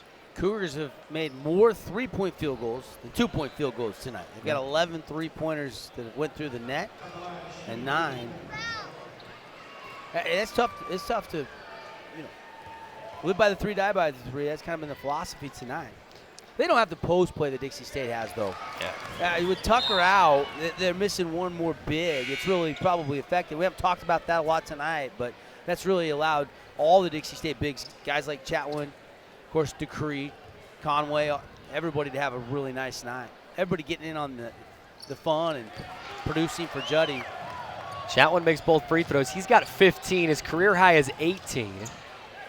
Eric Patton going to get it blocked the other way. Youngblood comes down with it, and he's fouled. I was going to mention that Cameron Chatwin, career high 18, was in a home loss to Colorado State Pueblo on December 15th. And you were talking about how he was playing so well, and then he got hurt. He went up, and I don't know if it was in the St. Martin's game or if it was in practice not too long after that is when he got hurt. I think you're right. I think it was the St. Martin's game because he's really looking forward to that. Yeah, because he was going back to play. He plays some of his old buddies after transferring from that school. Youngblood makes the first free throw, his second. I think Jack Pakenkoff got a little banged up in that game as well. 86-55, Dixie State a 31-point lead. 1 minute remaining. Hune, right corner 3, way too much on it. Newbold will chase it down in the corner, leaves for Youngblood. Game clock at 52, shot clock at 25, so the Trailblazers will have to take at least one more shot in this game. Nichols. The bench wanted him to take the 3. Instead, Youngblood for 3. No. Newbold loses on the offensive rebound attempt, and it will bounce to CCU. Here's Hyatt spinning in the lane. Spin cycle. They'll swing it outside. 3 on the way. Too strong. Eric Patton goes up high, gets the rebound. And then it's taken away by Hune. CCU back with it. Hune to Merle. Merle to Hyatt. Hyatt splitting 2 defenders, kicks to Hune, right wing 3, no. Ball tapped around, and a foul going to get called against Merle. Kind of pushing off on Newbold as he went up for the rebound. A lot of free throws. Dixie going to the line now for their 20th free throw. They're shooting a good percentage, too. They are, I mean, 16 and 19 before this trip, 84%. You'd love to see that. 58 rebounds tonight. 58 rebounds. Utter domination. I'm going to start looking at what's the record. I mean, that's 58 rebounds in a game is incredible. First free throw is no good. Especially, it's even bigger when the other team only has 22. Second one is good. 87-55. Newbold with 12. And Dixie State is steal, and that should do it. Coach Judkins says, no, you're excited, but let's just dribble this one out. Clock will hit triple zeros. Dixie State, the 32-point win, 87-55, 12 in a row. Trailblazers rolling. Now they can think about the rematch with Westminster. No, the Trailblazers were not happy with how that game turned out in Salt Lake City on December 1st. They're hoping that they can serve up some revenge next Friday night. Winners of 12 in a row, Dixie State winning at 87-55. Impressive, wire to wire. except for the first bucket of the game. They didn't score first, but after that, it was all Trailblazers all night long. And this is a fun one. You know, it's always fun for us when it's a nail-biter and it's close, but this was a fun one for the team. The guys on the bench, the guys that don't get to play in as many minutes, they come in and really, you know, some of that hard work and practice paying off. Let's kick it over to Kylie Young with head coach John Judkins in the postgame. Go ahead, Kylie. Coach, a big blowout win tonight allowed you to go deep into your bench. What things did you learn from some of your younger guys? Well, that's what I challenged them was, you know, we want to get better every day. We challenge them that don't play down to your competition. Play the best you can no matter who you play. And I thought tonight we did that. It was good to see those bench guys get in. They come to every day to practice, work hard. I thought Cameron and Josh played extremely well off the bench. It was just good to see those guys get some time. They deserve it, and you can tell our bench was pretty excited for them, the starters, because they cheer them on all year long, and now it's finally a chance for them to cheer for them. Well, and talk a little bit, too, about your starters. They made it possible. They started out to be on this big lead. What did you like that you saw from them tonight, and maybe the rest of the day? Well, we had a good start. You know, we got that big lead up by 20, and then I thought we got a little bit lazy, and then they came back and played again. So it's hard. It's you can tell them 100 times, hey, don't relax, keep playing. But it's hard when you're up 20 points. It's hard to do that. But you know, I'm happy. Our guys are playing well right now, and we just got to keep it going. We got one more home game and then the tournament. So we got to get better and better every week and just get ready to go. Like you said, you've got one more game, but you guys have made quite the run to finish the regular season. It's been incredible. What improvements and progress have you seen from this team? Just their toughness and then playing hard. We're competing, we're playing hard. They're learning their roles of what they're supposed to be doing, and it's working. So, you know, we worked this hard to get to this position. Now we got to go finish. Well, congrats, Coach. Thank you. Thank you. Thank you, Kylie, and head coach John Judkins. Trailblazers win it 87-55. We're going to get to have our own chat with Coach Judkins in the postgame show.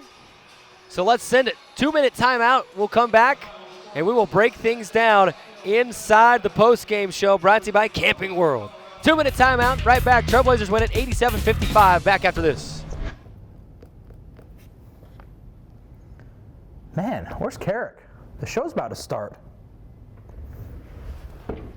Carrick Segmiller approaches his ball after a beautiful approach shot. This ball landed about 12, 13 feet away as he lines up the putt. He'll have this one for birdie. Hey, have any of you guys seen Carrick? I think he went that way. Segmiller eyes his ball as he lines it up. Again, this putt for birdie will win the tournament. He steps to his ball. The putt's on its way. It's got the right speed. It's in! Carrick Segmiller for birdie to win the tournament as the crowd goes wild. He is celebrating. He is ecstatic. Yeah. Carrick, we got shooting in like 5 minutes. Let's go. Come on, man. I'm just playing some golf. Let's go. There is a place where looking out means looking in, where an impression lasting only a few seconds will be imprinted on a life forever, where courage is forged and innocence rediscovered, where remembering is rewarding and forgetting unforgettable. There is a place where truth is felt and where seeing is believing. There is a place. Radio Dixie 91.3. We don't play that. Nope, not that. A big fat no there. That's what we play. And stuff like that. On St. George's only alternative, Radio Dixie 91.3. Oh, and from 9 till midnight, we play this. I need a one dance. And this. Radio Dixie 91.3 FM.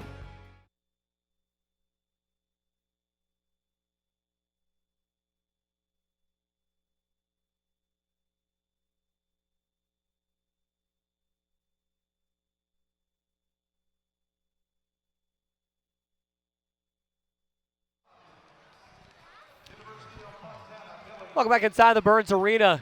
Dixie State, say it with me, 12 in a row. They just love these late season runs, and it's become kind of a staple of a Coach Judkins-led squad. That it doesn't matter how you start. I mean, it's important, but what's more important is how you finish. Yeah. And for as long as I can remember, there have been a few stumbles right out of the gate, and then something clicks, and it took a little bit longer this year with a ton of new faces and just learning to play with each other and learn your roles. But they've got it figured out and are rolling. 32-point win tonight, 12 in a row. Regis is locked in a battle with Westminster. Last I heard, well, I've got it right here. Regis 69-66 over Westminster right now with 8:53 to go. If Westminster wins that game, Dixie State's in sole possession of second. Even so, the Trailblazers have the 2 seed right now in the tournament due to the tiebreaker. And it's incredible to go back and you look. I mean, Dixie State had lost like 3 or 4 in a row. Yeah. They were 3-7 or 8. I mean, and they win 12 in a row. And here they are getting set to, you win. Basically, it's simple. You win on Friday next week, and you're the 2 seed, which is incredible considering they were out of the RMAC tournament, a month and a half ago. Yeah, I'll be excited to see what the regional rankings looks like when it comes out. Yeah, next number week. 8 last week. It's gonna be exciting. They should move up. Yeah. I mean, that win over Regis alone should, depending on what other teams did, I would think they would have a good chance, though, to move up a spot, maybe 2. I don't think they'll move more than 2. But you'd love to move to about the 6 before the conference tournament season. Yeah. Because that gives you a little extra leeway. Yeah, because you don't know if for somebody's going upsets. to upset somebody, get an auto bid that was not a team that was in the top 8. That could happen in a conference or 2. You don't want to be the 7 or 8. You want to be 6 or lower. You're absolutely 100% correct. That way, as long as you get into the RMAC Conference Championship game, you keep building the resume. And then even if you were to lose in that championship game, you would feel pretty confident still getting the tournament bid. That's right. Cameron Chatwin finishing tonight with a game high, not a game high, but a team high 15 points. And we'll make it a game high, too. It's a game high 15 points. It's not his career high.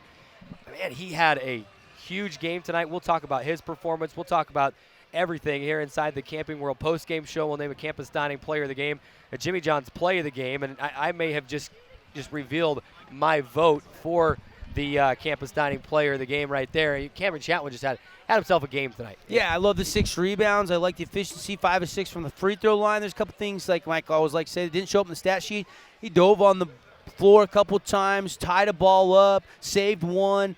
I mean, the effort was there. What'd you call it? The Elijah Wan move? Dream shake. The dream shake. The dream shake. I feel like that should be something at like the Orange Peel or something. Yeah, you guys all need to get on YouTube. Dream shake. Hakeem Olajuwon. Now new to you? Now I need a smoothie. Yeah. I don't remember that term. Really? And I watched a lot. I'm not Dream that shake. young, Oli. I pull it up remember right now. the dream, but I remember Hakeem the Dream. They used to call him the Dream, but I don't remember the shake part of it. But he had that spin move. Dude, I had that down in the backyard, working on the footwork. Couldn't wait to get into an AAU game, give somebody the dream shake. I love it.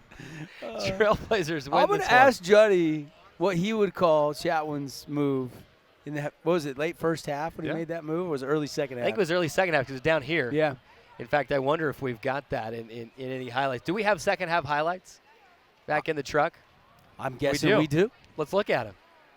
Dupree laying it up and in. We're just waiting. We're just all waiting to see the dream shake. Conway, a great pass to Dub Price. Everybody was involved in everything tonight. And that shouldn't happen, that backdoor cut against the zone, but they were getting that. Colorado Christian just struggled against that zone. And they stayed in it all night long. They never really went to man at all. Josh Newbold checked into the game and buried a 3 right off the bat. Here's Newbold again. Pump fake. I mean, he scored in traffic.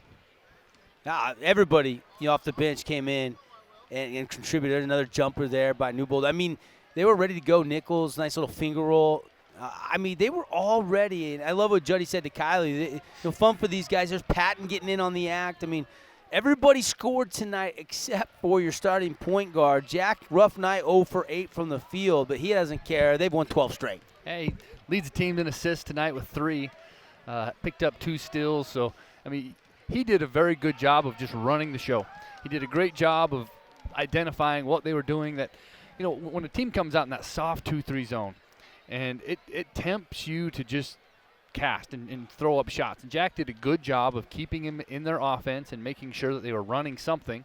And then, he put up some good shots. He had opportunities to score. He took good shots, just wasn't able to connect on any of them. Yeah, not often, though, in any basketball game at any level that, 12 out of the 13 players that entered the game scored in the game. You just don't see that in today's era where you've got an 8-man, 9-man rotation. Maybe if you're a really deep team, you've got 10 guys that come in. But with the Trailblazers really cruising, comfortable lead all night, that allowed Juddy to really empty the bench. Yep.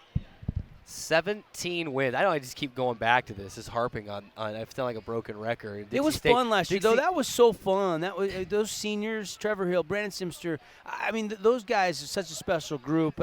Obviously, disappointing end, early exit in the postseason. You wanted to make some noise in the postseason. But that was a special team of guys that have been, here as freshmen and worked all the way through the program. And 17 wins doesn't happen without a lot of blood, sweat, tears, a lot of practice sessions, a lot of shoot-arounds, a lot of road trips. That's right. And for those seniors last year, was there 5 of them, I think, or was there 6? It was pretty special. If you're counting here, I mean, if Dixie State at 17, they win on Friday, that's 18. And if you win a couple in the RMAC tournament, you have another 20-win season. We're at 12. We're at 12. If you win all the way through. Oh, you're talking win streak. You're talking win streak. I'm talking overall. What I'm wondering is with 12 wins right now, if you get in the RMAC tournament and then you get in the NCAA tournament, can you catch 17? Can you catch 17? You have to make it maybe Sweet 16, Elite 8, and that'd be fun to find out. But it's incredible to think that overall, this could feasibly be a 20-win season for the Trailblazers. It's incredible to think back to Chadron State on January 12th, when Juddy came over here as frustrated as I've probably ever seen him. And to see where this group has come and to see the coaching staff and the players just continuously get on the same page and work and work and work. I mean, this is going to be a nice Saturday night for the Trailblazers, notching their 12th straight. There's no question. They deserve it. They deserve it. Probably a light practice, film session on Monday, and then go to work and game plan and scheme for Westminster. And Westminster, there's a little revenge factor involved. Coach Judkins signing an autograph. Coach, can I have your autograph too? It's my pen. I make sure I get my pen back. Does anybody have a Sharpie? I do. Hey, he's got a Sharpie. I got one. I never go to a game without a Sharpie. He's got a black Sharpie for you if you need it, Coach. I think. Maybe. Unless my son took it. Trailblazers winning this one. We're having some fun inside the Camping World post-game show. Coach Judkins signing autographs. Stealing our pens. Devin thought he had a Sharpie. I always have a Sharpie. Mike's checking for a Sharpie now. Someone get this man a Sharpie. We got to sign some autographs. Put Utah State 1970. Give him a highlighter. Oh, my goodness. Too much fun. Too much fun inside the Camping World post-game show. And getting a high five from Marquet Johnson. If you want to talk about someone that's done a lot of good for this program, Marquet has been big supporter of Dixie State basketball and helping them get gear and different things. It's been incredible. Been incredible to watch. And, man, what a win. We're just waiting for Coach Judkins. Michael, as he's signing more autographs, I mean, overall, what did you see tonight? What was the main key tonight? Just a team effort. I think a good start. They never let up, and I thought the defense was really good. Juddy putting the headset on. Yeah, that's what they're saying. They're getting the assist. Coach Judkins joining us in the Camping World post-game show. Coach, was that fun tonight? Did you have some fun over there? It was. I love those kind of games. Tell you, I know the fans don't, but I do. 2 reasons why I like him is, one, we're playing pretty good, and 2, to get those guys who don't play a lot, to give them some minutes. I was really impressed with Josh. We've had this talk before, Josh, Jacob, and Eric. We said, guys, when I put you in the game, we're up. You got to come out of the game. The game's over. It should be better than when you found it. And sometimes they think that they got to come in and score and show me that they can do it. That's not what I'm looking for. I'm looking for guys that will defend, that will rebound, that are leaders, that keep our guys together. That's what I was looking for. Again, I don't want to beat a team as bad as we did, but if you don't have goals or you don't have something set, then they just kind of don't get better. They just flow with it. So we were challenging them to hold them to 50 points, and Eric made a couple mistakes. Fouled the guy shooting the three. Then a little he hit excited another to one. be in. Yeah, he hasn't played a lot. I get it, but that's something he has to He learn. doesn't want you on his tail for not closing that out, though. Yeah, he was way late, though. but Josh did that. Josh, the first game, kind of did what Eric did. Yeah. And then tonight I said, hey, remember we talked about him. I thought he did that. He improved. He handled that. And that's what Eric's got to do the next time he gets in. But it was fun to see that. Him and Jacob and Eric and Dason, those guys. I thought Cameron played extremely well, too. Interesting to know who you handed your awards out to in the locker room tonight, because we were kind of talking about Cameron What do you guys think? And his name. We just thought Cam had a great game as far as Let's the put minutes it that he this played. way. 15 points, 15 minutes. Mike compared him at one point to Akeem Olajuwon on one Yes. particular move. The dream shake dream was out. shake. The dream shake. Have you heard that term before? Yeah, we I have, hadn't. but I've heard of it. Yeah, he was shaking, baking, and doing everything else. I don't know what he was doing.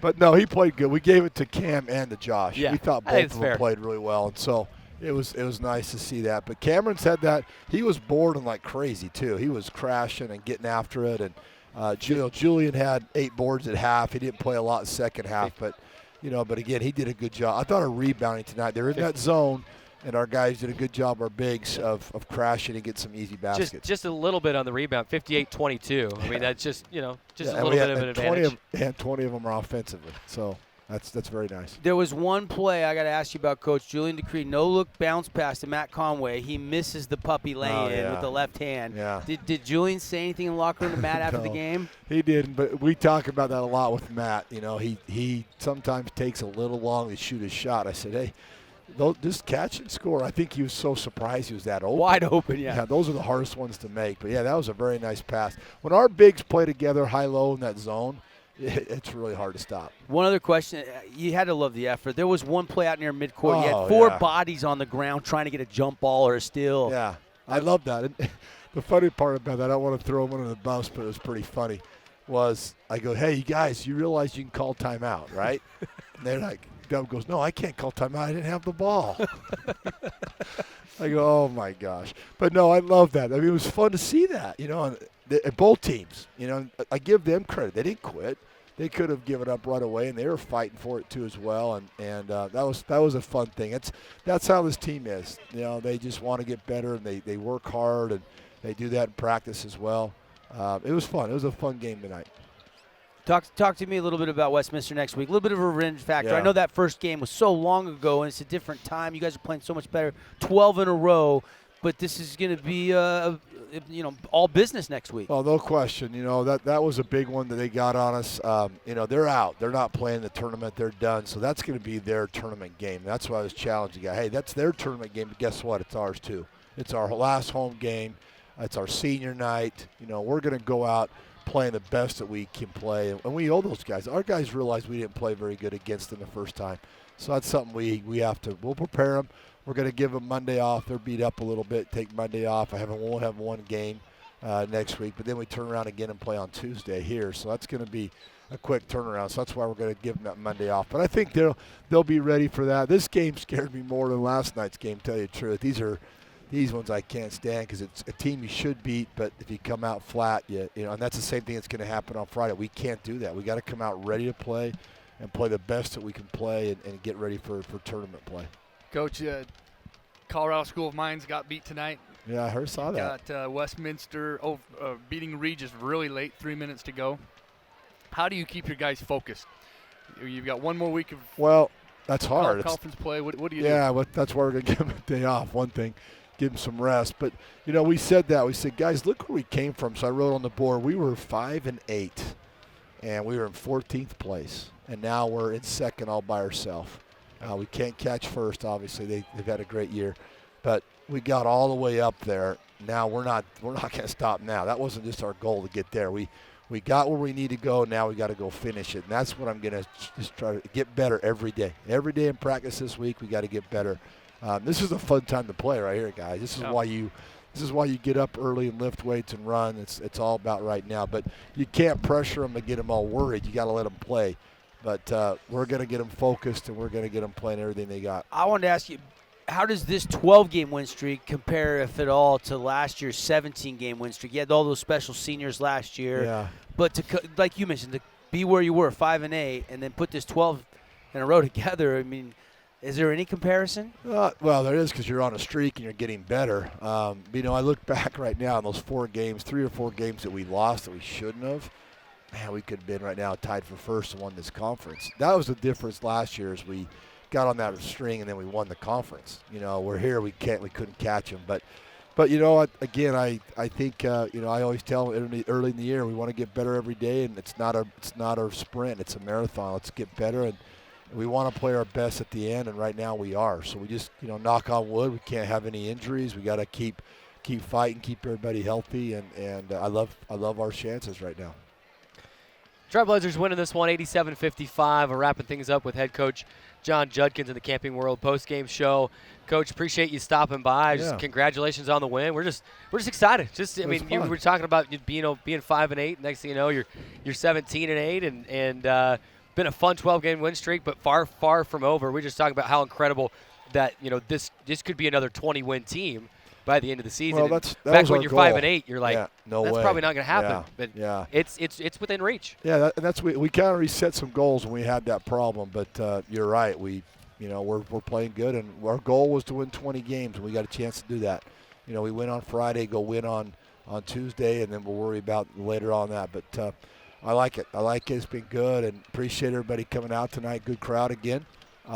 Let's just have everybody pack it here on Friday. We think it's Westminster. We owe them. Hashtag pack the birds. There you go. They're probably going to be our rival the next couple of years. So let's get people here and get after it. But thank you guys. Appreciate it. Congrats, Coach. Appreciate it. One thing that will be interesting, guys, is we can start looking at this. I was almost going to ask Coach Judkins about, the matchup in the postseason because we know they're going to be a home game and who we'd rather play. You guys were kind of alluding to maybe it's New Mexico Highlands that could be that and it's not set in stone right now. But is there anybody in the top 8 you're really comfortable playing? No.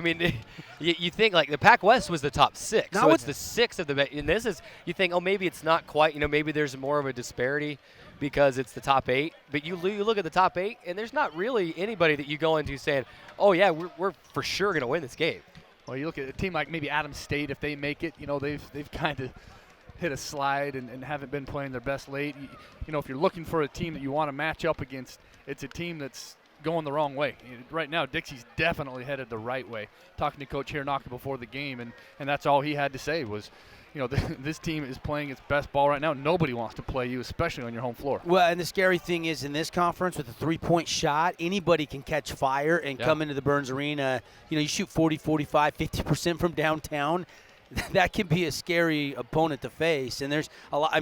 That Adams State team does shoot the 3 really well. Colorado Mesa's got a couple guys that can shoot the 3. Highlands has got some guys. They've been scoring 90 points a night, I feel like. I don't know what they scored tonight, but they've been putting up a lot of points offensively. So, but the one thing that Juddy has is, a tenacious defense. And I think that's you'll take the 87 points tonight. You look at how many they scored last night, really good point production.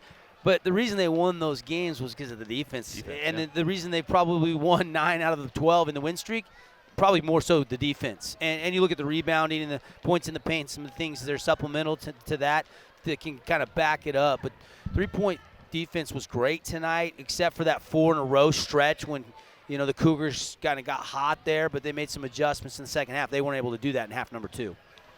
Fun time inside the Burns Arena tonight, winning at 87-55. At this point, I think you're pretty safe to say you've got 2 more games in the Burns Arena. Yeah.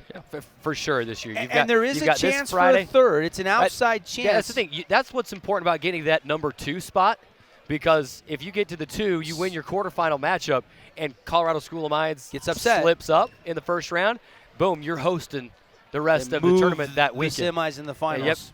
Here to the Burns. And I didn't realize that until about a week ago. I didn't know that's how the RMAC conference did that. The highest remaining seed after the quarterfinals hosts the semis and the finals. Well, it's interesting because there's a lot of coaches that have different mindsets. That there's 2 ways to look at it. If you're Colorado Mines, you're in the locker room now saying, guys, it's good we got the loss now out of our way, and we get that out of the way, and we can regroup and refocus. And sometimes a loss late in the season like that is a good thing. Or on the other end, you've got Dixie State, who's on this long streak and not losing. A loss does nothing for Dixie State right now in terms of that. It hurts you. That's right.